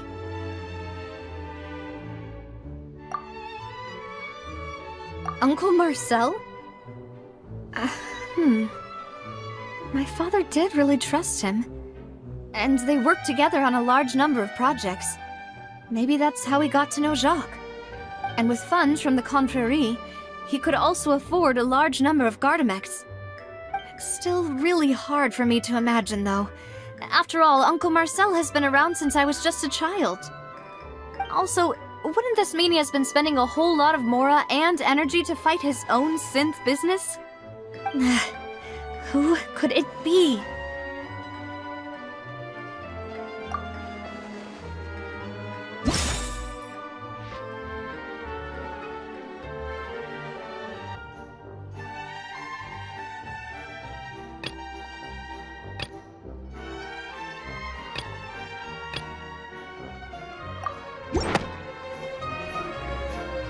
You know, if you think everything through, Uncle Marcel is indeed the most suspicious of them all. Could we be missing other suspects? Malus didn't know about the people turning into water thing when he narrowed it down to these three, did he? Malus has always been very reliable, and his judgment of others' trustworthiness has been fair and well considered. When he laid out his case for the three, the rationale he gave me made a lot of sense as well. The suspect is knowledgeable about the Spina's internal affairs, has the means to dispatch Mecha to assassinate us, and possesses significant intellect and foresight. Even if I don't want to believe it, I'm starting to see how things could all tie back to Uncle Marcel. Well, we still have another trump card on top of all the theorizing and speculating. Yes. Malus did say that charging straight in there would be extremely risky, but we don't have any other options right now. We need far more solid proof before we can hope to go charging in on our enemy. Navia, here you are. Oh, I've been looking for you. Huh? Aren't you the guy from the guards? Did something happen? Yeah. News came from Irenaeus just after you left. We've got another trial on our hands. Wasn't that place built specifically for holding trials? What's so newsworthy about this one? I know. But they said the person they're putting on trial is a Fatui harbinger called Tartaglia. What? Is that someone you know? Yeah, we know him. Maybe even a little too well. Well, he's been accused of being the true culprit behind the serial disappearances case. It's absurd, don't you think? Wait, how? None of our investigations have had anything to do with him. That's what I thought was strange about it, so I came to tell you the news right away. If the charge against him stands, then it'll be next to impossible to get the guards to support any of our planned investigations. Right, because they'll think they've already found the culprit. Yeah, and it'll be a lot harder then to clear Mr. Callus's name. I understand. Well, partner, what do you think we should do? We still haven't found any conclusive evidence. Huh? Split up? What do you mean? Just as expected of my partner. Since this is a trial about the serial disappearances case, the culprit's attention will be focused on Irenaeus, leaving his home base wide open. You're right. This is our best opportunity. All right then, let's do this. I'll stall them at the Opera House and charge Marcel as the true culprit.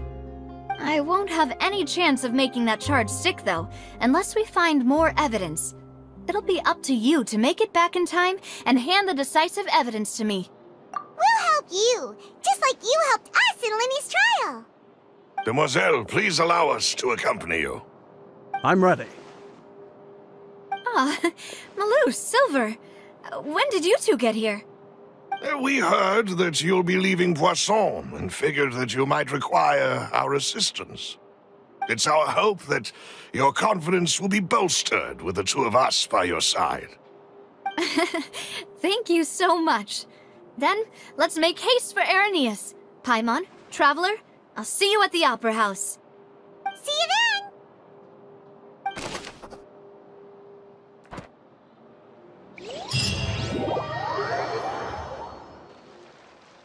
Yes, we should also get going.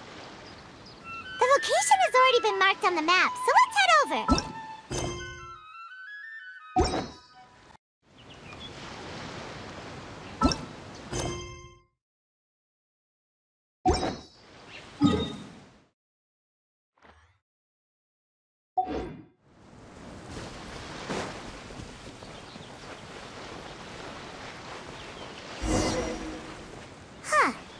According to Malusa's info, the synth production base is underwater.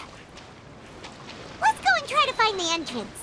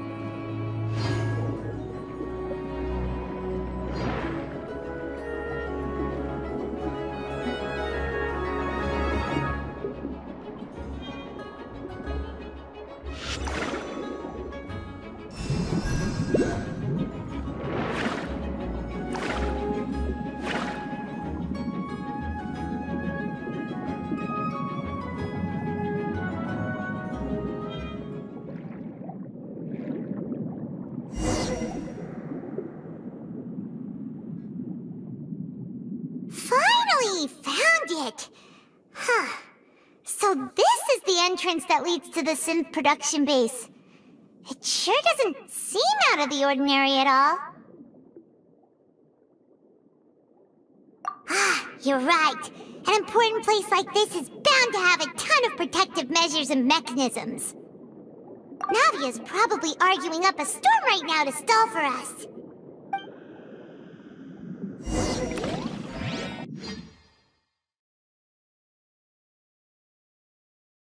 Here that I must repeat my question again, Mr. Tartaglia. Do you accept the charge that you are the true culprit behind the serial disappearances case? To be perfectly honest, I don't understand your country's complicated court system, or the reason why I'm being charged with something I've never even heard of. However, I did hear that people who have been charged can choose to participate in a duel to clear their name. Is that right? In which case, as long as I accept the charge, I can have an all-out fight with that champion duelist Clorend, right? I've got to admit, that's one of the most enticing offers I've ever received. When I privately sparred with her last time, she was obviously holding back. Real disappointing. Hey! Don't you understand? You're currently the prime suspect for a major case. This isn't the place for you to be looking for fights. Oh? Sounds like the Hydro Archon wants to lecture me on the ways of the Opera House. Then why don't you duel me too? I'm the kind of student that learns best in the heat of battle. No. That's not what I meant. Alas, it would appear that communication with the defendant is going poorly, and we have made very little progress. In that case, let me explain everything from the very beginning again. The goal of this trial is to determine the culprit behind the serial disappearances case. That case had nothing to do with him! You've got the wrong man! Huh? What's going on? Why is she interjecting again? I told you it couldn't be one of the Fatui Harbingers. Miss Navia, this is the second time you've interrupted the court proceedings. I only tolerated your behavior last time because you were able to provide the court with a key eyewitness. But that was an exception rather than standard court protocol. I can very well charge you with contempt of court for your interjections. Oh, please. Did you ever think I had any respect for this place's pointless theatrics? We can put that discussion aside for now. I'm not here to argue with you. I'm here to charge the true culprit behind the serial disappearances case. And if my charges prove true, then Tartaglia here will be proven innocent by default, correct? Oh, a young lady has charged in and offered to clear my name. How fascinating. Well, I'd gotten half bored to death by all these rules and procedures anyway, so I'll take you up on that offer. So, Your Honor, is there nothing else for me to do now? You may take a seat for now in the audience, but that doesn't mean the suspicions against you have been lifted. Now then, Miss Navia, who is the person you would like to charge instead? That person is...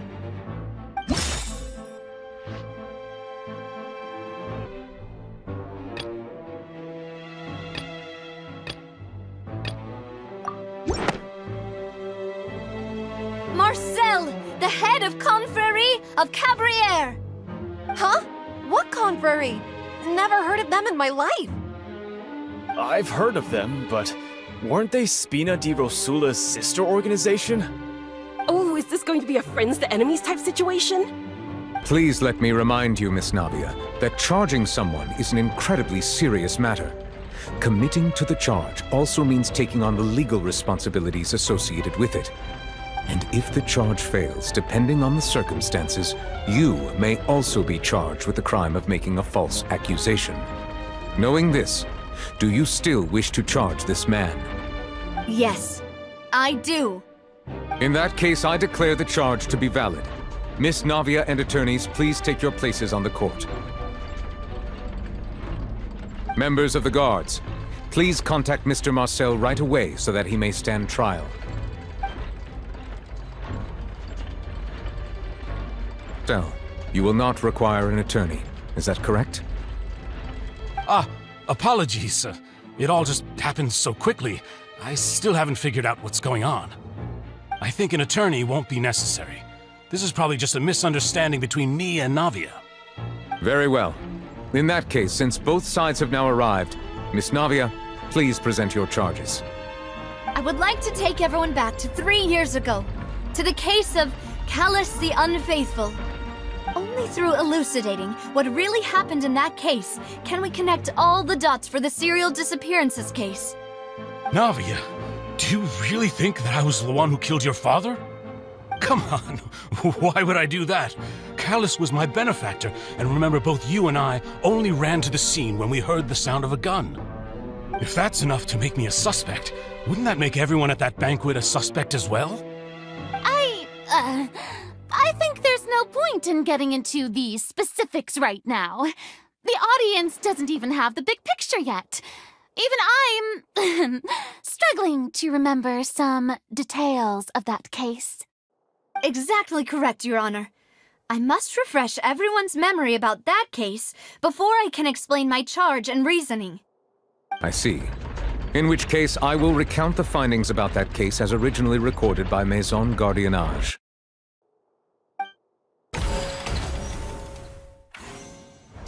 On the day of the murder, Spina di Rosula hosted a large banquet in a countryside estate owned by the Confrérie of Cabrières. During the banquet, all attending guests heard 2 gunshots from the courtyard. When the guests arrived at the scene, they found the primary suspect, Callus, holding a gun, while his acquaintance Jacques lay dead from a gunshot wound.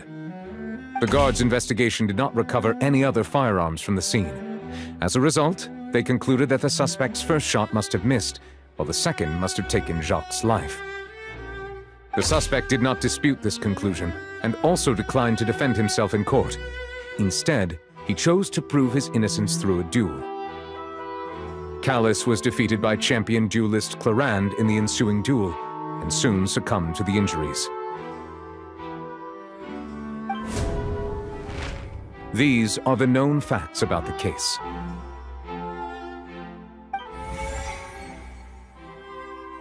The one with the motive to kill was Jacques, not my father.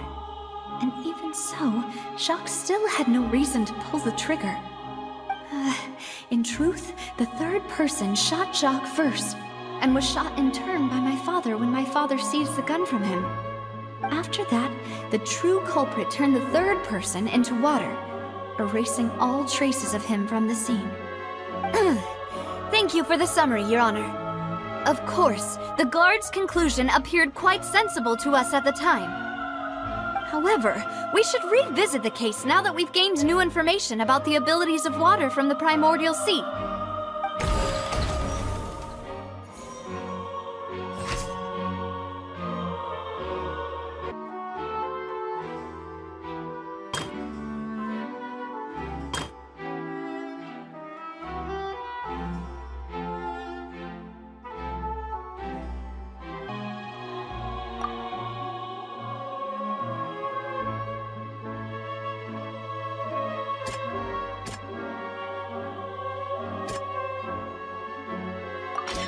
This assassin first shot Jacques, then turned to shoot Callus, only for Callus to wrestle the gun from him and kill him instead.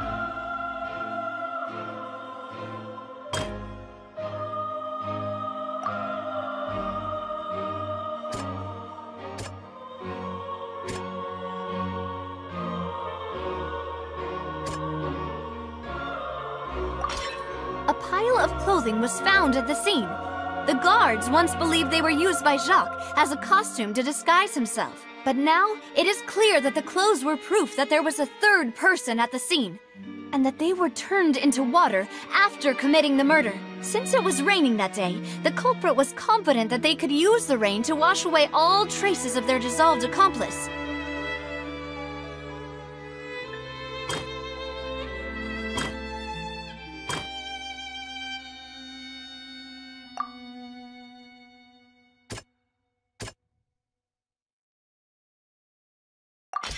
The testimony of the victim's family confirms that Jacques had thoughts of assassinating Callus when he set out for the banquet. However, in the end he reconsidered, and instead shared everything with Callus, hoping to seek the latter's protection. Unfortunately for Jacques, the true culprit had already considered this possibility, and had sent out another assassin.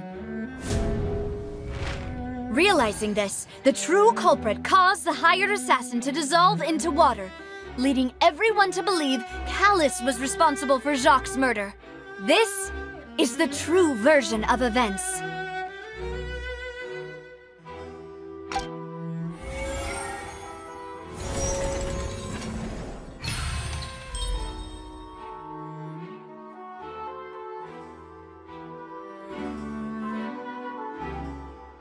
So that's what happened.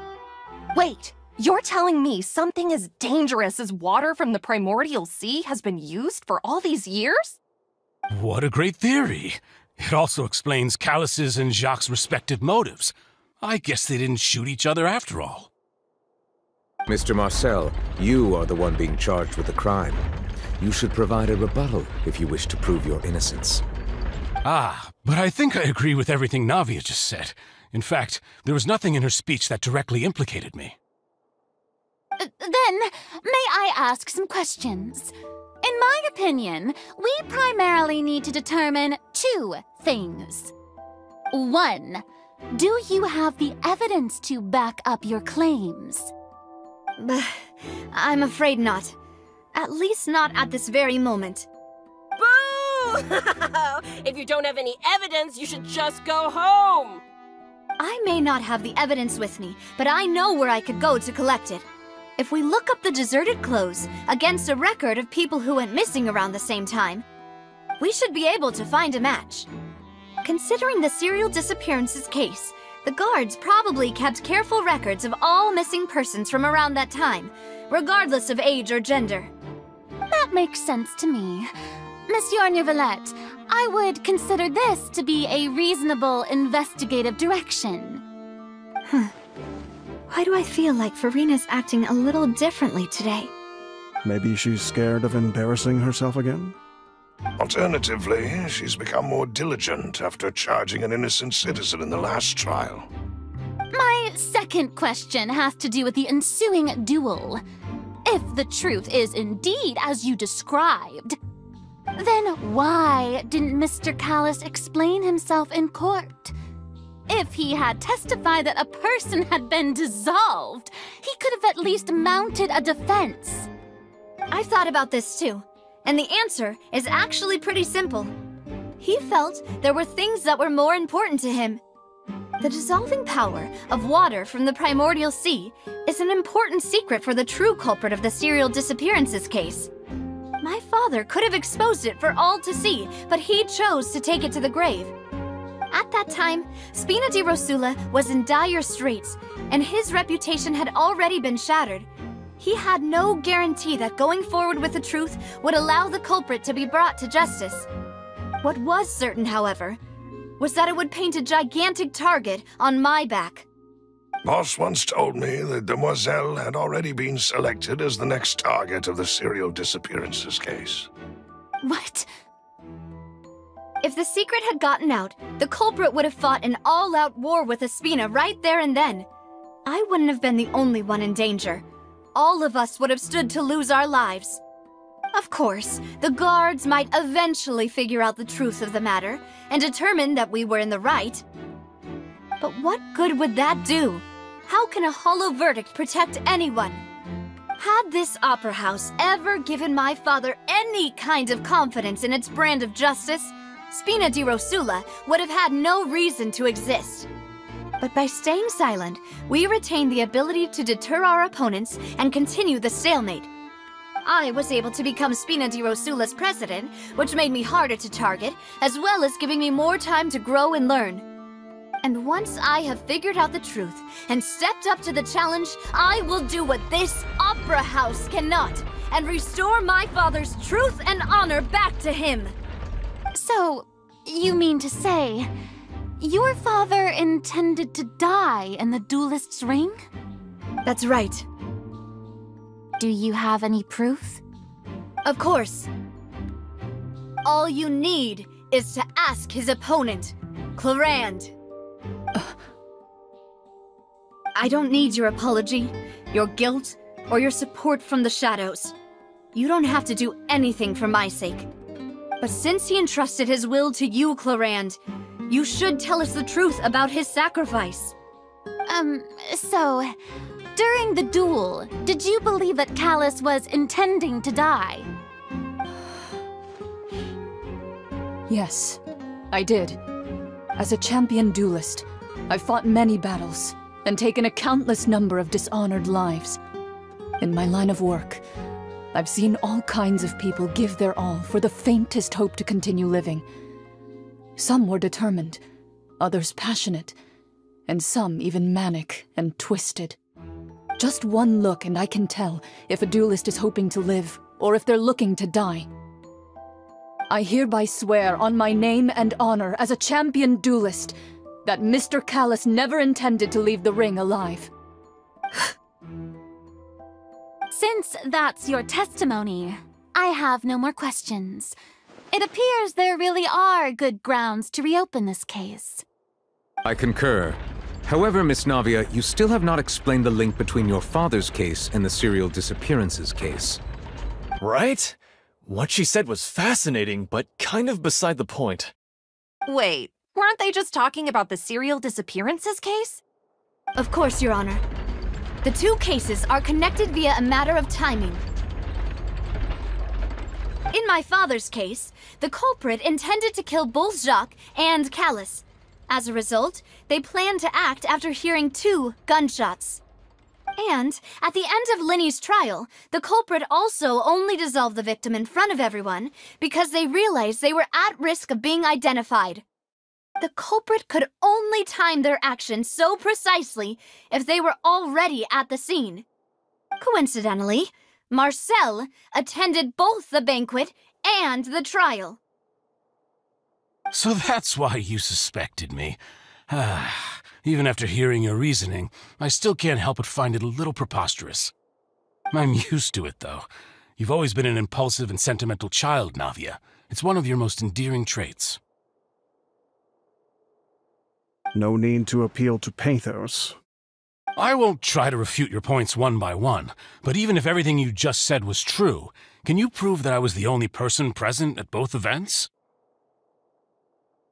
On top of that, does a person have to be physically present to control the timing? Can't someone remotely monitor the place?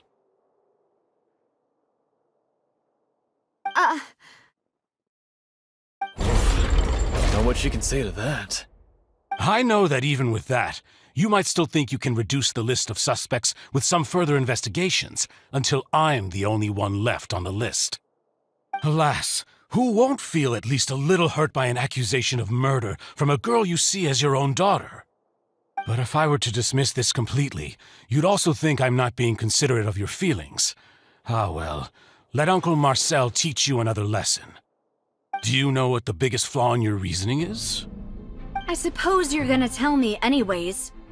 It's timing again. I'm a businessman by trade.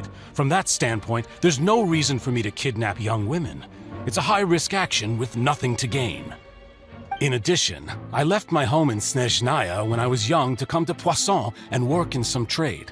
My business only thrived when I received Callus's patronage. But the disappearances began before I ever stepped foot in Fontaine. I do apologize, demoiselle. This was my mistake. No, it's not your fault. I'm sure he had come prepared. Is there anything else you'd like to say? Would you like to check the date of my first business license against the first known case of the serial disappearances? You can also take a look at my border entry records, or ask my friends and family when I left Snezhnaya for the first time. Could those records and testimonies do something to appease the unspeakable anguish in your heart? Seems like she got the wrong guy. At this rate, Navia will be convicted for falsely accusing him. I think you've done a superb job of dissecting your father's feelings as he neared the end of his life. But aren't you going against all of his wishes and expectations right now? He wished for you to become more rational, collected, and conscientious, instead of dwelling only on your own feelings. Once you've learned to be more considerate of others' feelings, and to stop rushing headlong into things, you'd have met most of his expectations. This isn't just about me, and it never has been. The biggest difference between me and the rest of the victims is that I still have the ability to search for the truth, while that same agency has long been taken from them. The people whose families were destroyed by synth abuse, the people who lost their loved ones to the serial disappearances, and the people who suffered tragic ends due to their sense of justice. Many people's images are flashing before my eyes. I'm sure some are coming to those of you in the audience as well. And whose image do you see, Marcel? Is it a man named Vacher? Oh, so you do know that name. I'm merely surprised you'd suddenly say the name of someone I've never even heard of. I was waiting for you to say that.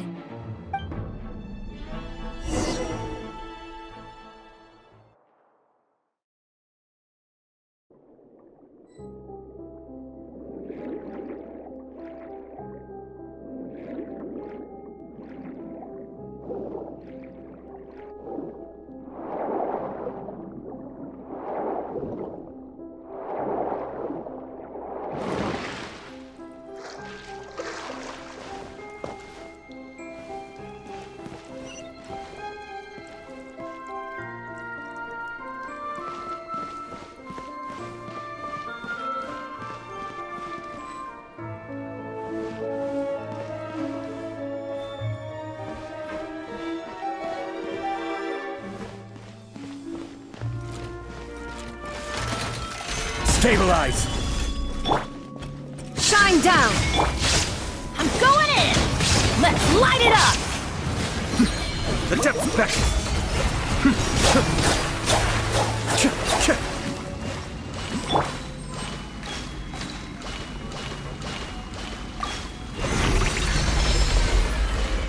Whoa! The floor is going up! Is it because of this mechanism in the middle? That guy really prepared a lot of stuff for this place.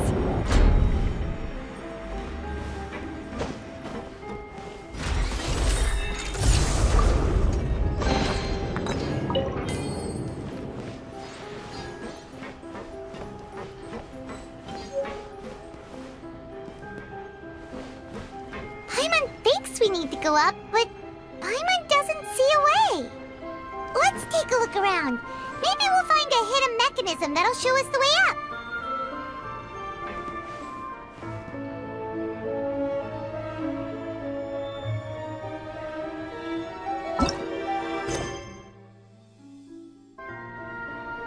Osmanthus wine tastes the same as I remember.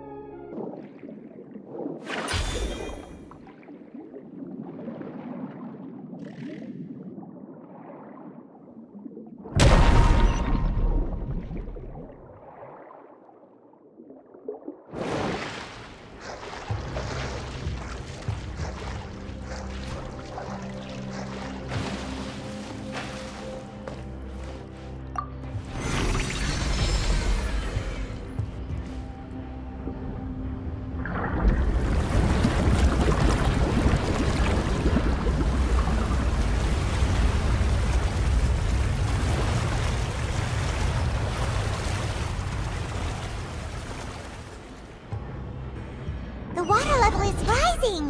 Now we can swim to the top! But this is still a ways away from where we need to go.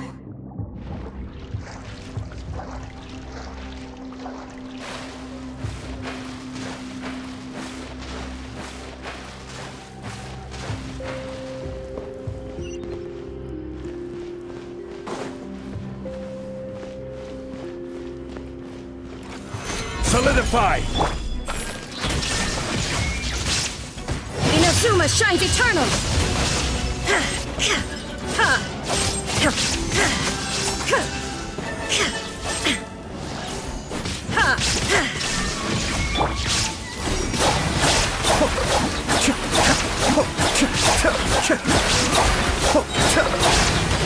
This is order! Stabilize! Everybody stand back! There is no escape!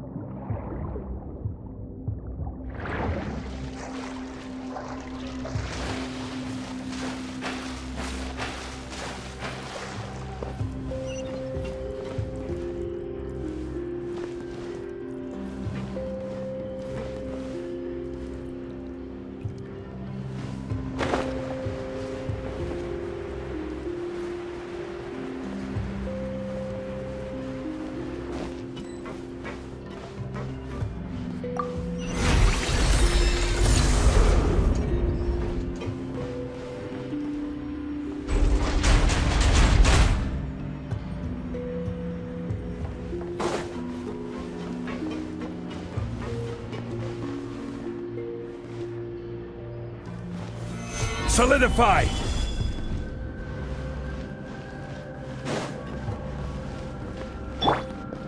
Shine down! Mind the deluge. Torn to oblivion!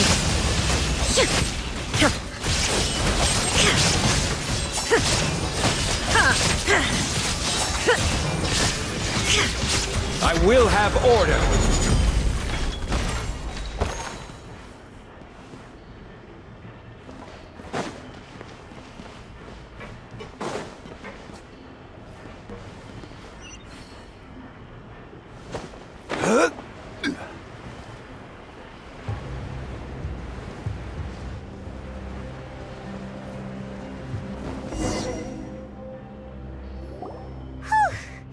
After all that, we finally made it to the innermost sanctum. Though, as expected, the mastermind isn't here. That's right. Then let's hurry up and find some evidence so we can get back to the Opera House and help Navia.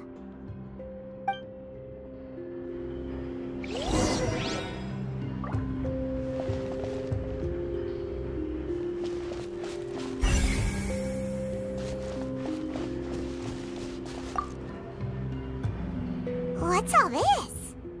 Aw, it's a bunch of really cute things! Pink accessories, a hair tie, a necklace, even a makeup box! Oh, Paimon sees it too, but why are all these cute things labeled with different girls' names? Huh?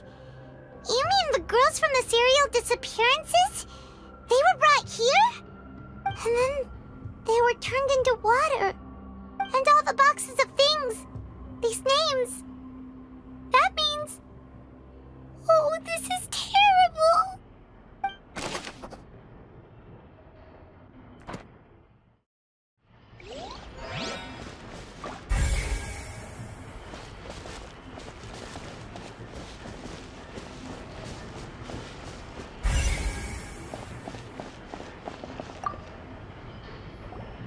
Whoa!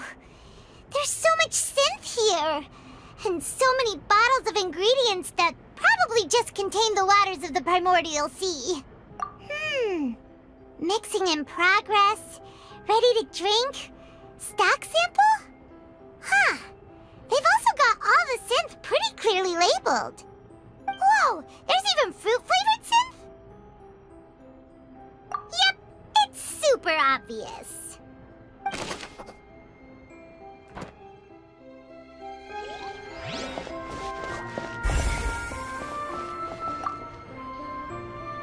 What's this over here? Looks like some kind of place for research. Experiment number 16 aims to verify Jacob Ingold's research conclusions on the primordial sea and use his theory as a foundation to achieve a breakthrough. The experiment was a failure.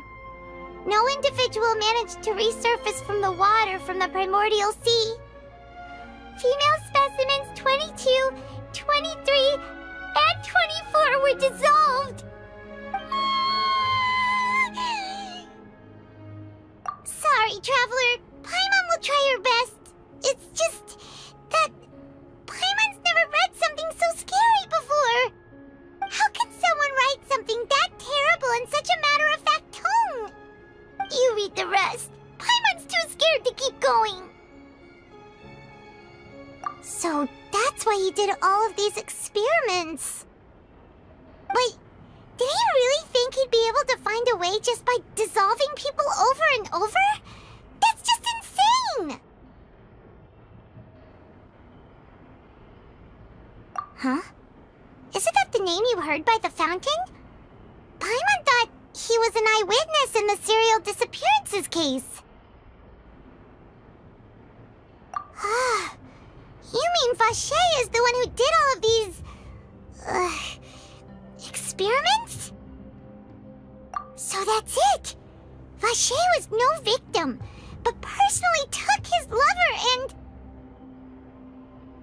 No, that's not it either! If that's the case, why would he want people to resurface from the water? In any case, Paimon will write it it all down.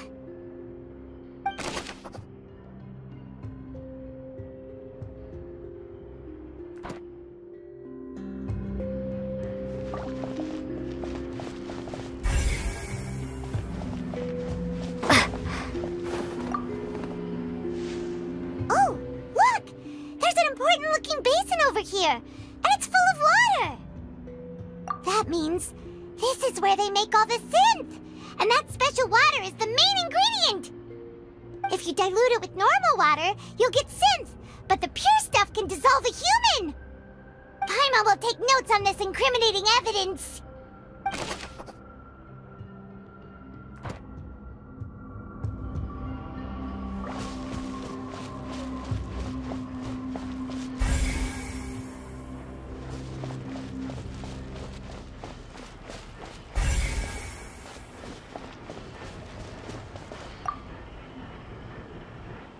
What's written here? Nothing escapes Detective Paimon's eyes. Callus. Navia's father. Oh, this seems to be an investigation report on him.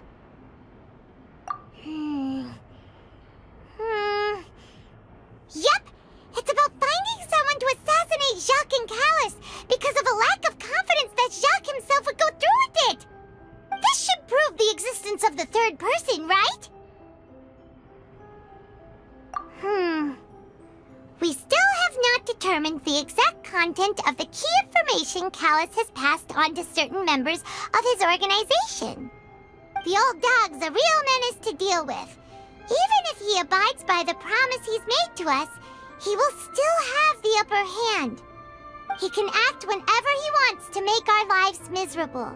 The only option left is to remove him from the picture entirely. I concur. Let's send someone to kill him. He won't declare war as long as we don't touch Navia. Oh, seems like we've got a bunch of correspondence between the higher-ups. They're all just so evil.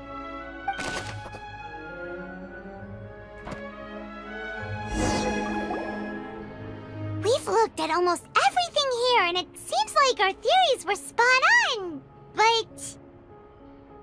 yeah, we haven't found anything that reveals his true identity. No wonder even Neuvillette wasn't able to find anything. Whoever it is probably destroyed everything to do with that name a long time ago. That way, even if we bring all this back to the opera, we won't be able to identify the true culprit. Sure thing. Paimon won't admit defeat to this guy either.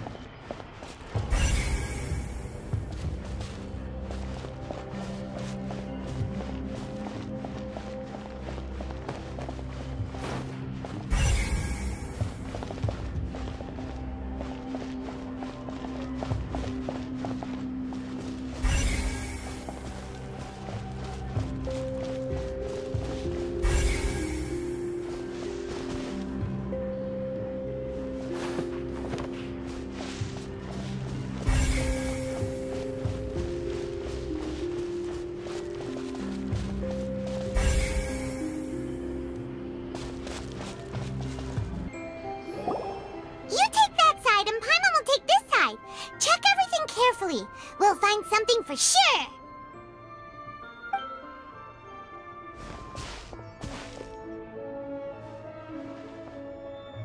Ugh, nothing at all. And Paimon can't even find snacks either. Whoa, really? Let Paimon see. Venier. Isn't that Vache's lover's name? Then you found her diary. Let's see. Aw, it's just a normal diary chronicling their love story. She was so sweet, too.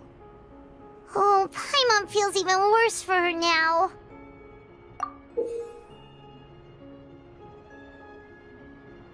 So many! A whole page's worth!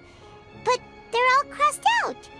Was she unhappy with all of them? The final name she decided on was... Marcel. Wait, but Marcel's pretty old. Has this case been going on for so long that he's Vacher and Vinier's grown son?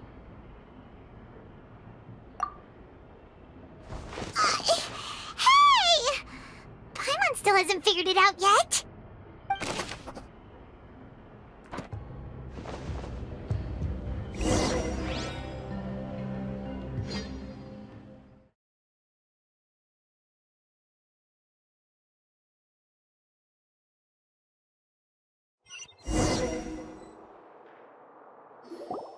Image, do you see, Marcel? Is it a man named Vacher? Oh, so you do know that name.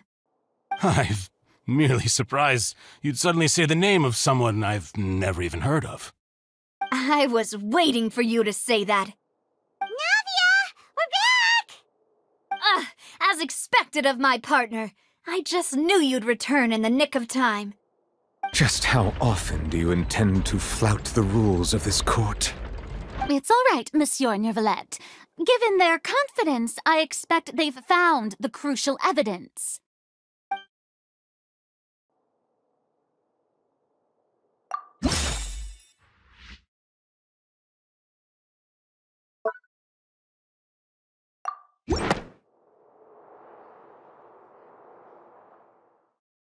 But the truth of it, Marcel, is that you've always been Vacher. Huh? We've investigated your lair and we already know everything! After your lover, Vinier, was dissolved, you kept abducting young women to experiment on the hopes of bringing her back to you! You even created Marcel as a new identity and destroyed all records of your past as Vacher! So that's it. Even the villains in opera performances rarely go that far. And with that, Marcel's motive has now been established. This information regarding your past also dismantles your prior timing defense. Well, Marcel, do you know where you went wrong? You fixated your gaze on the lover that passed away, instead of paying attention to the living people around you. So, you never noticed how we changed, or how we grew as individuals. You also never understood Boss's real expectations for his daughter. Or our determination to see things through. Your determination. Mr. Marcel, please speak up now if you would like to defend yourself. Otherwise, the trial will move on to the next stage. Do you really think I wanted to do any of this? Pay attention to you? What for? Have you ever paid attention to me? Ever empathized with my pain? Ever known how it feels to watch the love of your life dissolve right in front of your eyes? No one helped me. No one even believed me. All those decades ago, even the officers from the Maison Gardiennage were laughing at me. They said there's no way a human being can turn into water. So I must have gone mad from grief. Vinier's death was brushed away by all of you as if it didn't matter at all. Well, now you know, don't you? Ha! Well, it's too late now. All those who were dissolved are gone forever. You only have yourselves to blame. You set up this ornate opera house in pursuit of your so-called justice, your beloved drama, while turning a blind eye to the suffering of the people. Vinier is dead. We promised each other that we would always be together. Wherever she goes, I will follow. But I'm not from this blasted place, so I can't be dissolved, no matter what I do. Hey, is that water from the primordial sea that he's drinking? I can't dissolve! Can't dissolve! Can't dissolve! Do you all see? I can't go! I can't follow! So if I can't go where she is, what choice do I have but to try to bring her back? I did all of that, and in the end, that accursed Callus still got the better of me. I spent my entire life living on pins and needles, only to get stabbed by his idiot daughter at the very end. The suspect is exhibiting signs of mental distress. Guards, please restrain him. Don't touch me! Don't anybody come near me! I still need to save Yesteryear. A promise. We made a promise. Yesteryear. Please, Yesteryear. Don't think badly of me. All I want to do is fulfill our promise. At this point, the verdict of this trial is clear. With Mr. Marcel's conviction, the charges against Mr. Tartaglia no longer have any basis. Fine by me. I was in a bad mood, but after a show like that, I'm actually feeling pretty good. Traveler, please submit all the evidence you have collected to the guards, so that I might review and summarize the truth behind the serial disappearances case. The man now known as Marcel was originally named Vacher and worked as an adventurer with his partner and lover Yesteryear. During an underwater expedition, Yesteryear accidentally came into contact with water from the primordial sea and was dissolved in front of Vacher as a result. Vacher learned of the primordial water's existence through the work of others and began to kidnap young women for research, with the goal of discovering a method to restore Yesteryear back to life. To cover his tracks, he invented the new alias of Marcel and began to operate a business in Poisson.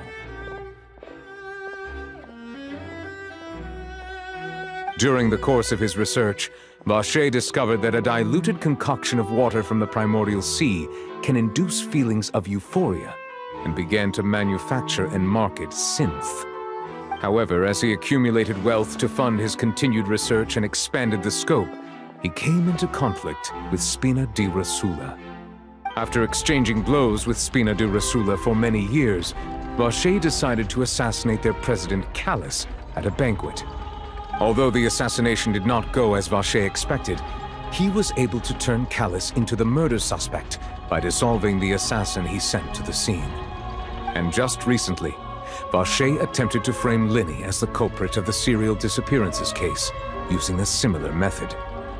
However, his attempt to frame Linny failed, and the power of water from the primordial sea became public knowledge. This case also exposed enough of Vacher's machinations that he was eventually successfully charged in court. Thus concludes the enigmatic history of the serial disappearances case, with the truth revealed to all.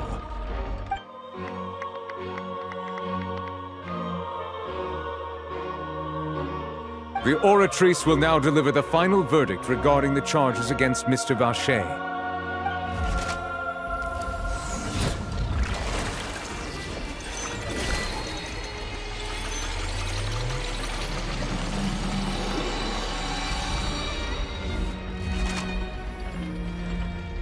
According to the judgment of the Oratrice Mécanique d'Analyse Cardinale, Mr. Vacher is guilty. Guards! Take Vacher away. Good. It's what he deserves. With that, the serial disappearances case is over now. We really just witnessed history. Who would have thought the true culprit would be such a polite and well-spoken guy? Yippee! We helped Navia bring the bad guy to justice! He's hurt so many innocent people and now he's finally getting what he deserves! Huh? Are you okay? Demoiselle, you were absolutely brilliant. The day our late boss had always hoped for has finally come. You can rest easy now, knowing justice has been served. Yeah. It's finally over. It's all thanks to you guys. And my partner. See, Papa? Spina di Rosula's still doing well with me at the helm. Well now, hasn't this been a most delicious piece of drama? The villain has been caught, justice has been served, past wrongs have been righted, and it's a big ol' happy ending. Since it's been such a great show, I'll just let the false accusations against me slide. Either way, I've still got some business to attend to, so if you'll excuse me... Please wait just one moment, Mr. Tartaglia. What now? None of this has anything to do with me. According to court protocol, since this trial was initiated due to a charge against you, a verdict must also be made regarding the initial charge before the trial can conclude. Oh, come on. Is this really necessary? Haven't you already caught the real criminal? Isn't it time for side characters like me to exit stage left? Please respect the laws of Fontaine. This has always been the rule. All right, but this sure is a lot of hassle. All I need to do is stand over there, right? Let's just get this over with. Through evidence presented in the public trial that was just held, it has been established that Mr. Tartaglia has no direct connection to the serial disappearances case.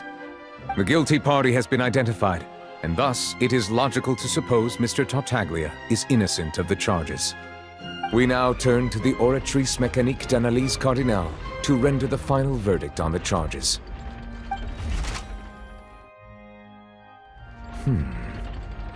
According to the judgment of the Oratrice Mécanique d'Analyse Cardinale, Mr. Tartaglia is guilty. What? Hey! That's not funny! Didn't you just say I'm supposed to be innocent? What's with this verdict? Is your justice machine malfunctioning? Huh? This has never happened before. The Oratrice actually returned a different verdict from the Chief Justice. I mean, have you ever heard of an innocent Fatui Harbinger? Do you think the Oratrice might have just convicted him on general principle? But weren't the charges about the serial disappearances case? No matter what else he's guilty of, it shouldn't affect the verdict in this case, right?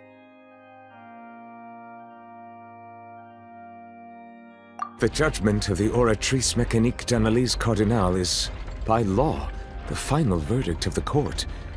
We must accept the guilty verdict. Guards, please take the suspect into custody per court protocol.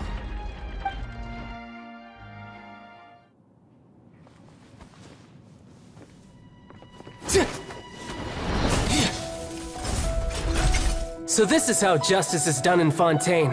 What a joke. You've got your rules. Well, I've got mine too!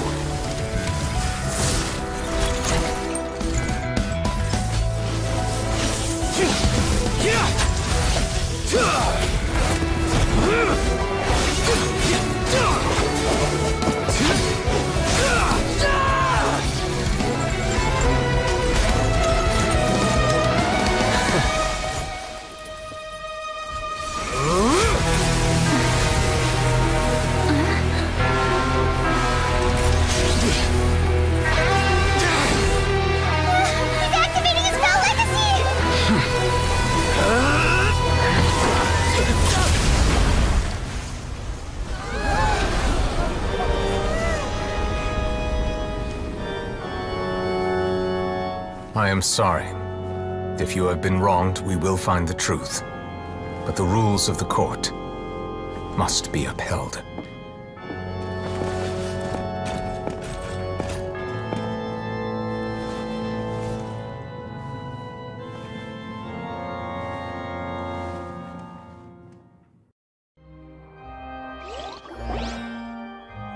Hey, Monsieur Neuvillette, what's going on? Shouldn't they have been cleared already? Apologies. This is also the first time I've encountered such a situation. However, according to the rules established at the conception of Fontaine's court system, the Oratrice's judgment is the final verdict of the court. All I do is follow court procedure. As for why the Oratrice arrived at the conclusion it did, you should probably ask someone more knowledgeable than me.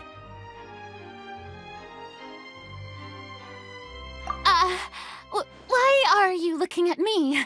I had nothing to do with it! I don't know what happened there either. Hey, stop staring at me! What does Lady Farina mean by that? She says she has no idea either, but that's impossible. Didn't she create the Oratrice herself? Yeah, so are the verdicts reliable or not? Can results like this really be called justice?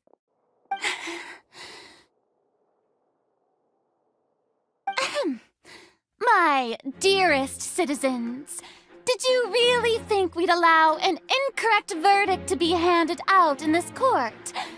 Did you really believe that the judgment could be mistaken or be the result of some sort of random mishap? Don't tell me you thought even I had been blindsided by the Oratrice's result. But the way she looked just now, it was pretty obvious she had no idea what was going on. However, given the state of things, I shall give you an explanation.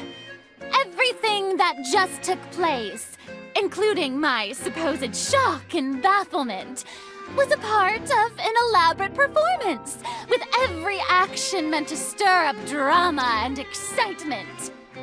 And, of course, for every performance there is a script. Everything has unfolded exactly as I expected from the very beginning.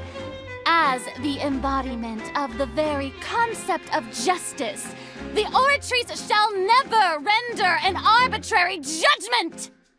If you thought Child had nothing to do with the serial disappearances case, it is only because you've been blinded by the superficial appearance of innocence. Everything he's done, not to mention the danger he poses, are beyond ordinary comprehension and completely unforgivable! All shall be revealed in time. You will come to understand my noble intentions, as well as the absolute correctness of the Oratrice's verdict.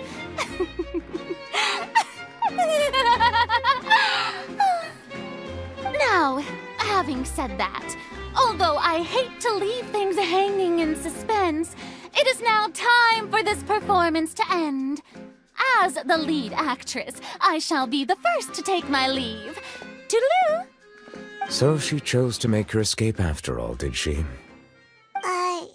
So you're saying we shouldn't put much stock into what she just said? She probably just put on that performance to save face. As for the truth, it's unlikely that she actually has any idea. However, please be assured that I will continue to investigate this case in a personal capacity. Just as I promised, if the judgment has been incorrect, we will do our utmost to clear his name. All right. Even though we feel pretty badly for him, we'll take your word for it for now. After all, he's done plenty of bad stuff, so he should have known he'd go to prison someday, right?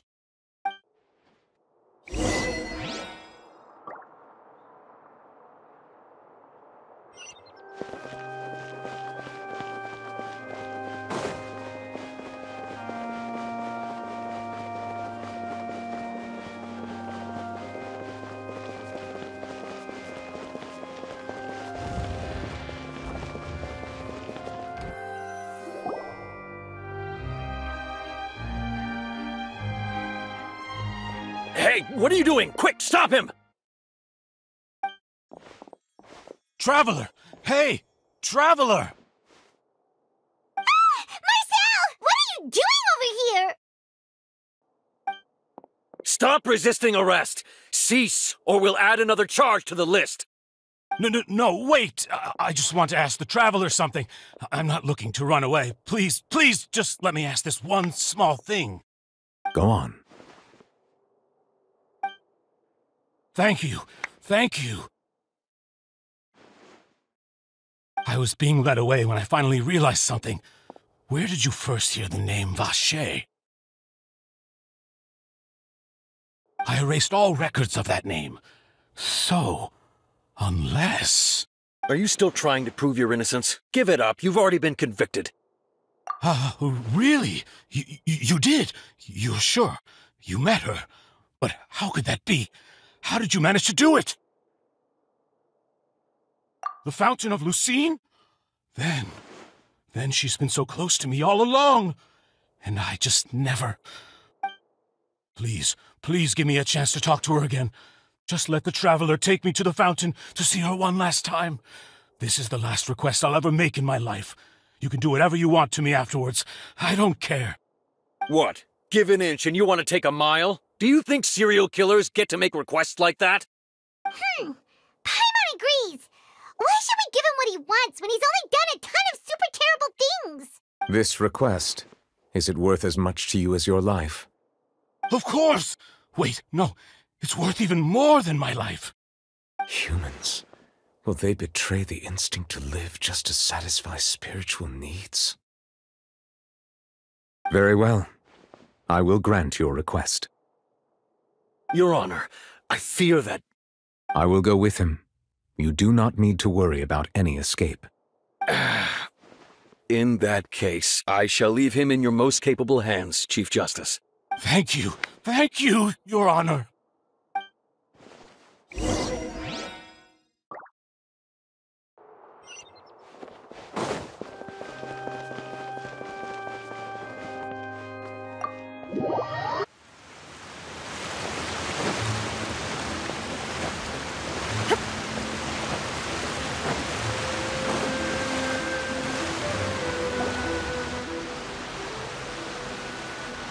Is this the place? You said she's here, but what do I need to do to see her? Yeah, and even Paimon could hear her after drinking that thing. Didn't you just drink a lot of it on the stage as well? Oh, in that case... Vache! Ah! Yes, that's it! So you heard it too! Vignier, it's me! It's me, Vache! Vache? Vache! I'm here! Where are you, Vignier? I'm coming for you. I'm finally here for you. Hey, wait! Be careful! Hey, wait!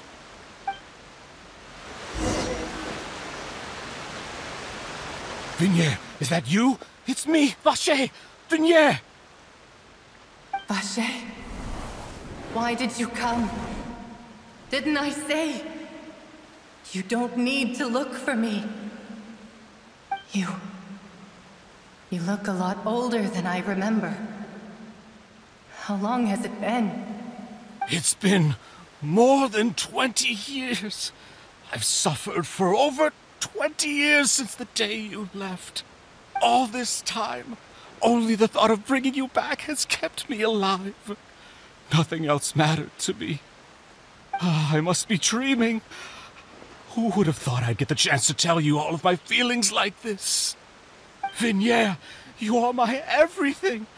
I really don't know how I could live without you. But Vache, if you ask me, this world would be better off without you. What are you saying? If not for you, I would have finished my law degree and probably become a top-tier attorney one day. If not for you, I would have continued to pursue my love of the arts, and my works would have been displayed in the Palais Mermonia itself. If not for you, I would at least have been able to take care of my mother. And she would not have grown old and died alone, with nothing but the tears on her cheeks. It's all because of your selfishness, Vache. It's all because of you. Wait, you are not Vignier. Who are you? You're right. I am not Vignier. I am the sacrifices. Every woman who died by your hand, as our bodies dissolved, our consciousnesses flowed back to the primordial sea. Our thoughts circulated endlessly within the primordial sea, and we were no longer individuals, but we became one, just as streams of water come together in the sea. I'm Cressy, I'm Lemony. I'm Azine. The only one I am not is Yesteryear. Why? But then, where is Yesteryear? She doesn't want to see you anymore. Every tendril of her consciousness is avoiding you. This is what you get for your selfishness.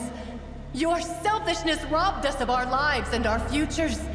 You said time and time again that you'd do any and everything for her.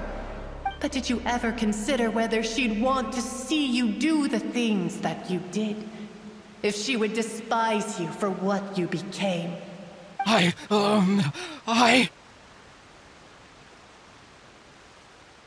You are a liar, a heartless murderer, and a cowardly narcissist. The only thing you are not is Yesteryear's beloved. From the moment your first victim died and her consciousness merged with Yesteryear's, she has had nothing but pure hatred for you.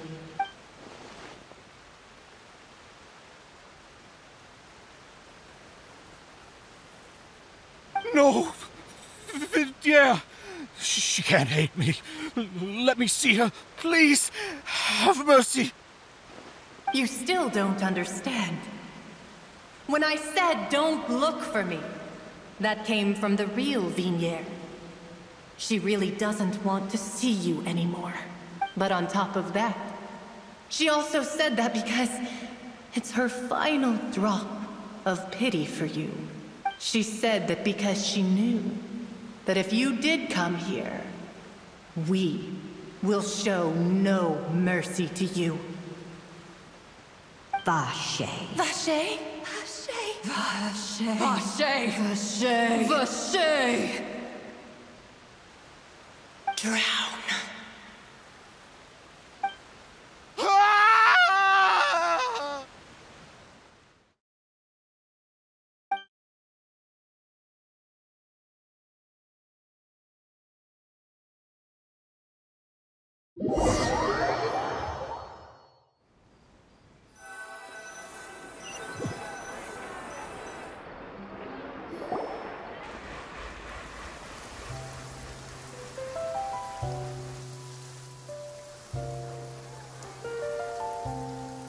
Finally, we have some time to do shopping.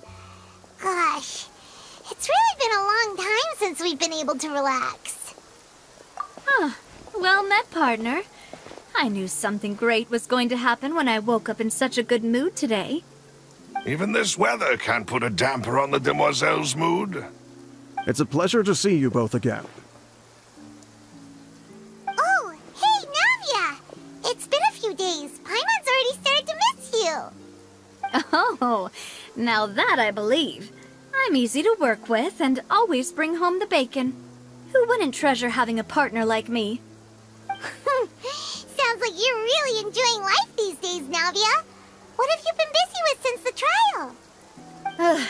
It's just been one thing after the other. I've been making non-stop trips between Poisson and the court since then.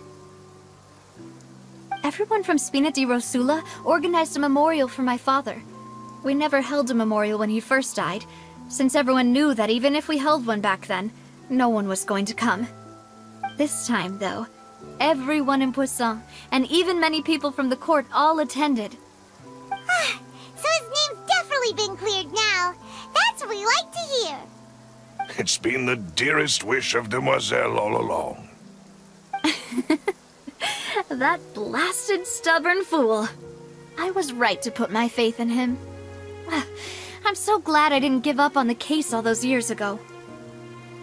Oh, by the way, I ran into Charlotte just after I left the memorial service. Well, maybe it'd be more accurate to say I knew she would be there, and there was no way she'd just let me go. Huh? So you know Charlotte too? The Charlotte? Journalist from the Steambird? Yeah, way back when I first became the president of the Spina di Rosula, she was all over me. Wouldn't take no for an answer. I believe the story was called The True Heart of Darkness, Secret Tales of the Yellow Rose. To be fair, though, it was a really flattering feature. So, we've been on pretty good terms ever since. She was trying to lean on our friendship to get me to do an exclusive piece on the serial disappearances case. Oh yeah, she told us about that. She's always been super interested in that case, so now her wish has finally come true too. Anyway, I told her to make sure that when she writes about you guys entering the opera house with the critical evidence, that you both sound really cool. Now that's another thing to look forward to. We trust Charlotte's skills with a pen for sure. Oh, and in other news, I also took Clorand out for a meal. Oh, are you two on better terms now? While you were investigating Vaché's headquarters, Clorand gave testimony on my father's behalf. It was thanks to her that we were able to turn the tide. I wanted to thank her. I mean, there's also no point in being awkward all the time, so we took the chance to reconcile with each other. Oh, that's great! Paimon also thought Clorand wasn't actually a bad person. It's always good to have more friends. Anyway, now that the case has finally been solved, perhaps it will slowly begin to fade from the public consciousness. Oh, actually, there's still one last thing I need to do. What is it? I should pay a visit to my father's grave, and tell him the truth of what happened, as well as how it all ended. And on top of that, just how much people still look up to him, to this day. That includes me, too. Miss Navia. Indeed. We want to go too! We also think Callus is a really admirable person. Sure thing. I'd like you two to share the moment with me. After all, without you, there might not have been such a positive ending. And in that case, everyone, let's be off. Considering the recent weather, we'll be lucky if we can reach Poisson before dark. Yeah, you're right. It's been raining non-stop for a few days now.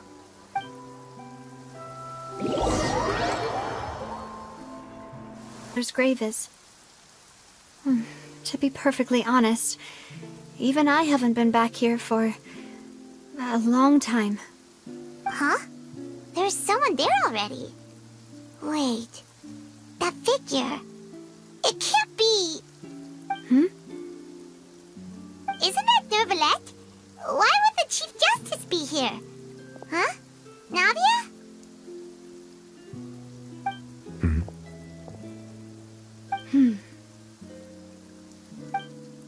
My apologies.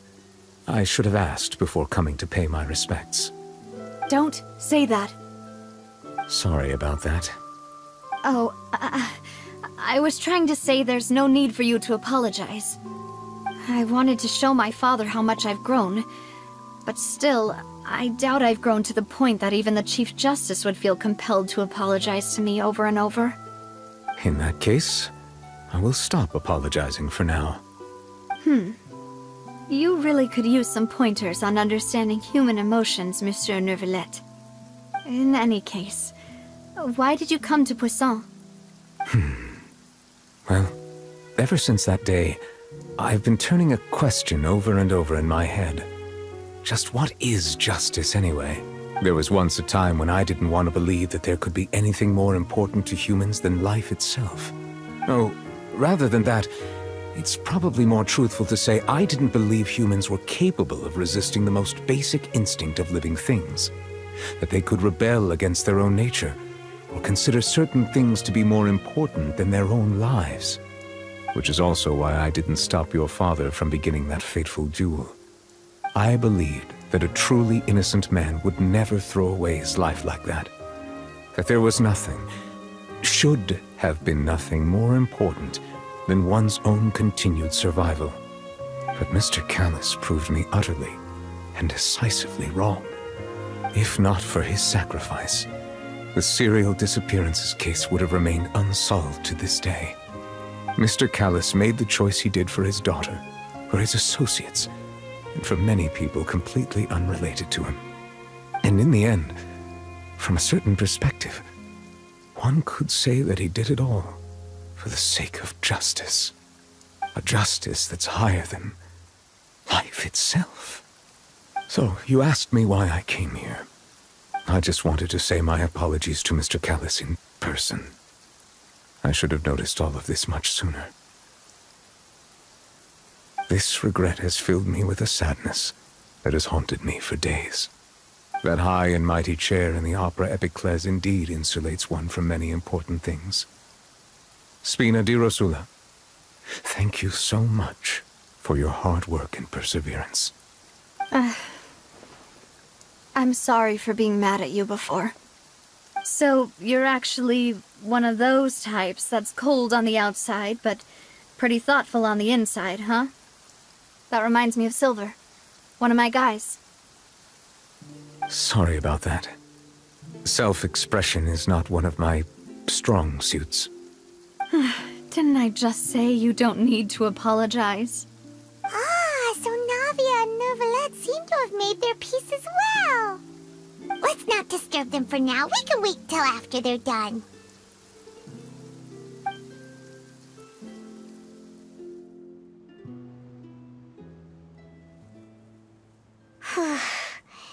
Paimon's never paid respects at someone's grave before. Did Paimon do anything rude there? Huh? Oh, Paimon didn't know that was a thing. But Paimon doesn't know what she would do if she can't fly. Oh no. Paimon hopes Miss Navia won't be too mad. Anyway, Neuvillette is still standing around there. It's not often that we can catch him alone like this, so why don't we go talk to him for a bit? If we can't talk to Lady Farina, we can at least talk to him, right?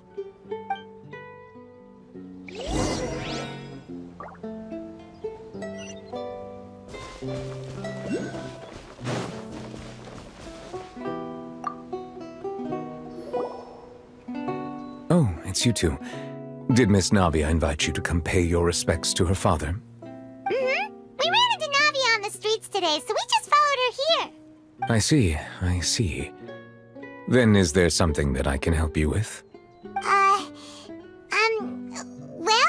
it's pretty hard to run into you like this since you're usually super busy. So we figured we could try to ask you a few questions, if that's okay. Please feel free. Though outsiders, you helped us solve one of the greatest mysteries in Fontaine, and it would be my pleasure to return the favor.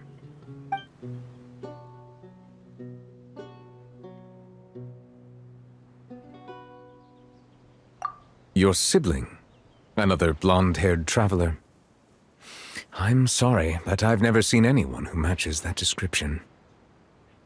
If he ever stepped foot in Fontaine, I'm sure he followed our laws to the letter, and had no reason to appear on the stage of the Opera Epiclese. Is there anything else you'd like to ask me about?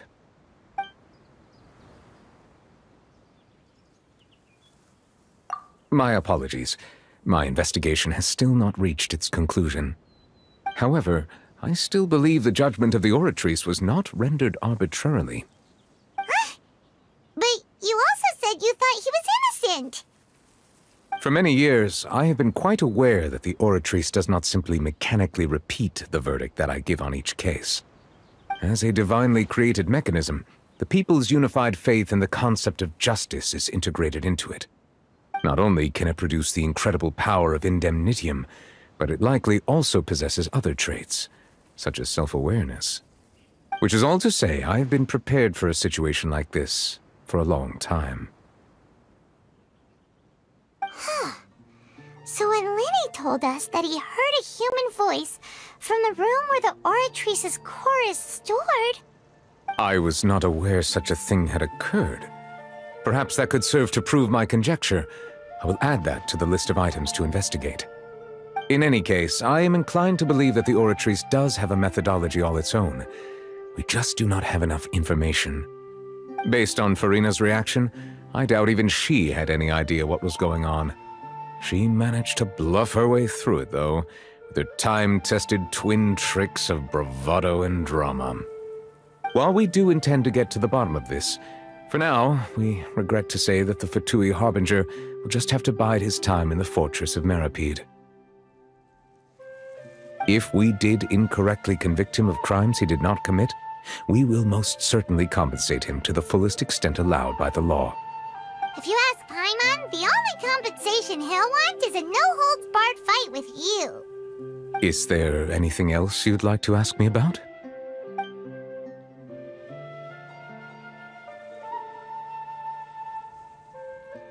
That the sea levels will rise and everyone will be dissolved in water, leaving Furina crying alone on her throne, but the sins of the people will be finally washed away for good. Does that appropriately summarize the version you've heard? That's right! It was Linny that told us back then. And that about covers all the main points. Yes, up to the present, I think we reached a point where we have no choice but to confront that she passed away. A prophecy? Of the former Hydro Archon? Wow. This is the first time that we've ever heard of it. 2 parts of the prophecy have already proven correct. The rising sea levels, and the ability of the people of Fontaine to be dissolved. We should be more vigilant, and stay on the watch for further signs. Speaking of the prophecy, Furina has also always taken it quite seriously. Indeed, she has been collecting information and intelligence from across Tevat for this purpose. If the rumors were true, then perhaps this prophecy is the conundrum left to Furina by her predecessor. But with Furina being the way she is, can we really trust her to solve it? Is there anything else you'd like to ask me about?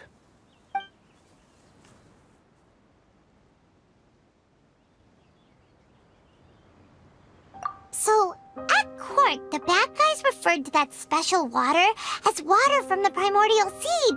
But what is it really? Truthfully, that name is already quite accurate.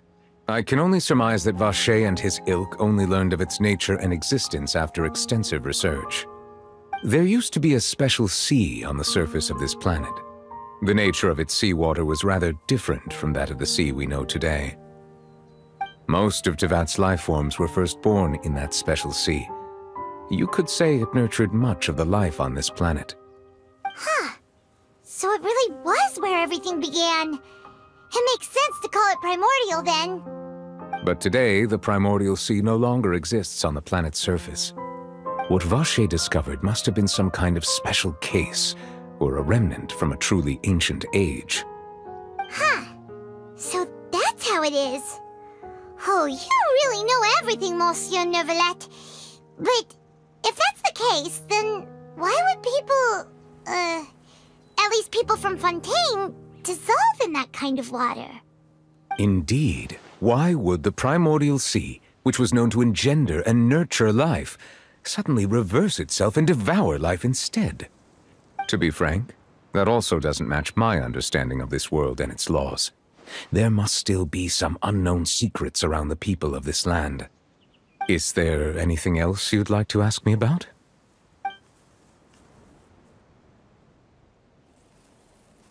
Very well. It was my honor to provide you with what answers I could. I very much enjoyed conversing with you. It will soon be time for me to leave this blissful tranquility behind and return to Palais Memornia. You really are super busy, Monsieur Neuvillette. Paimon thought you only came here to pay your respects today because you had the day off. Crime and villainy do not have the day off, and so justice must work around the clock as well. This is merely the nature of a justice's work. All right. You've got a point. Huh? Paimon just noticed that the rain has stopped.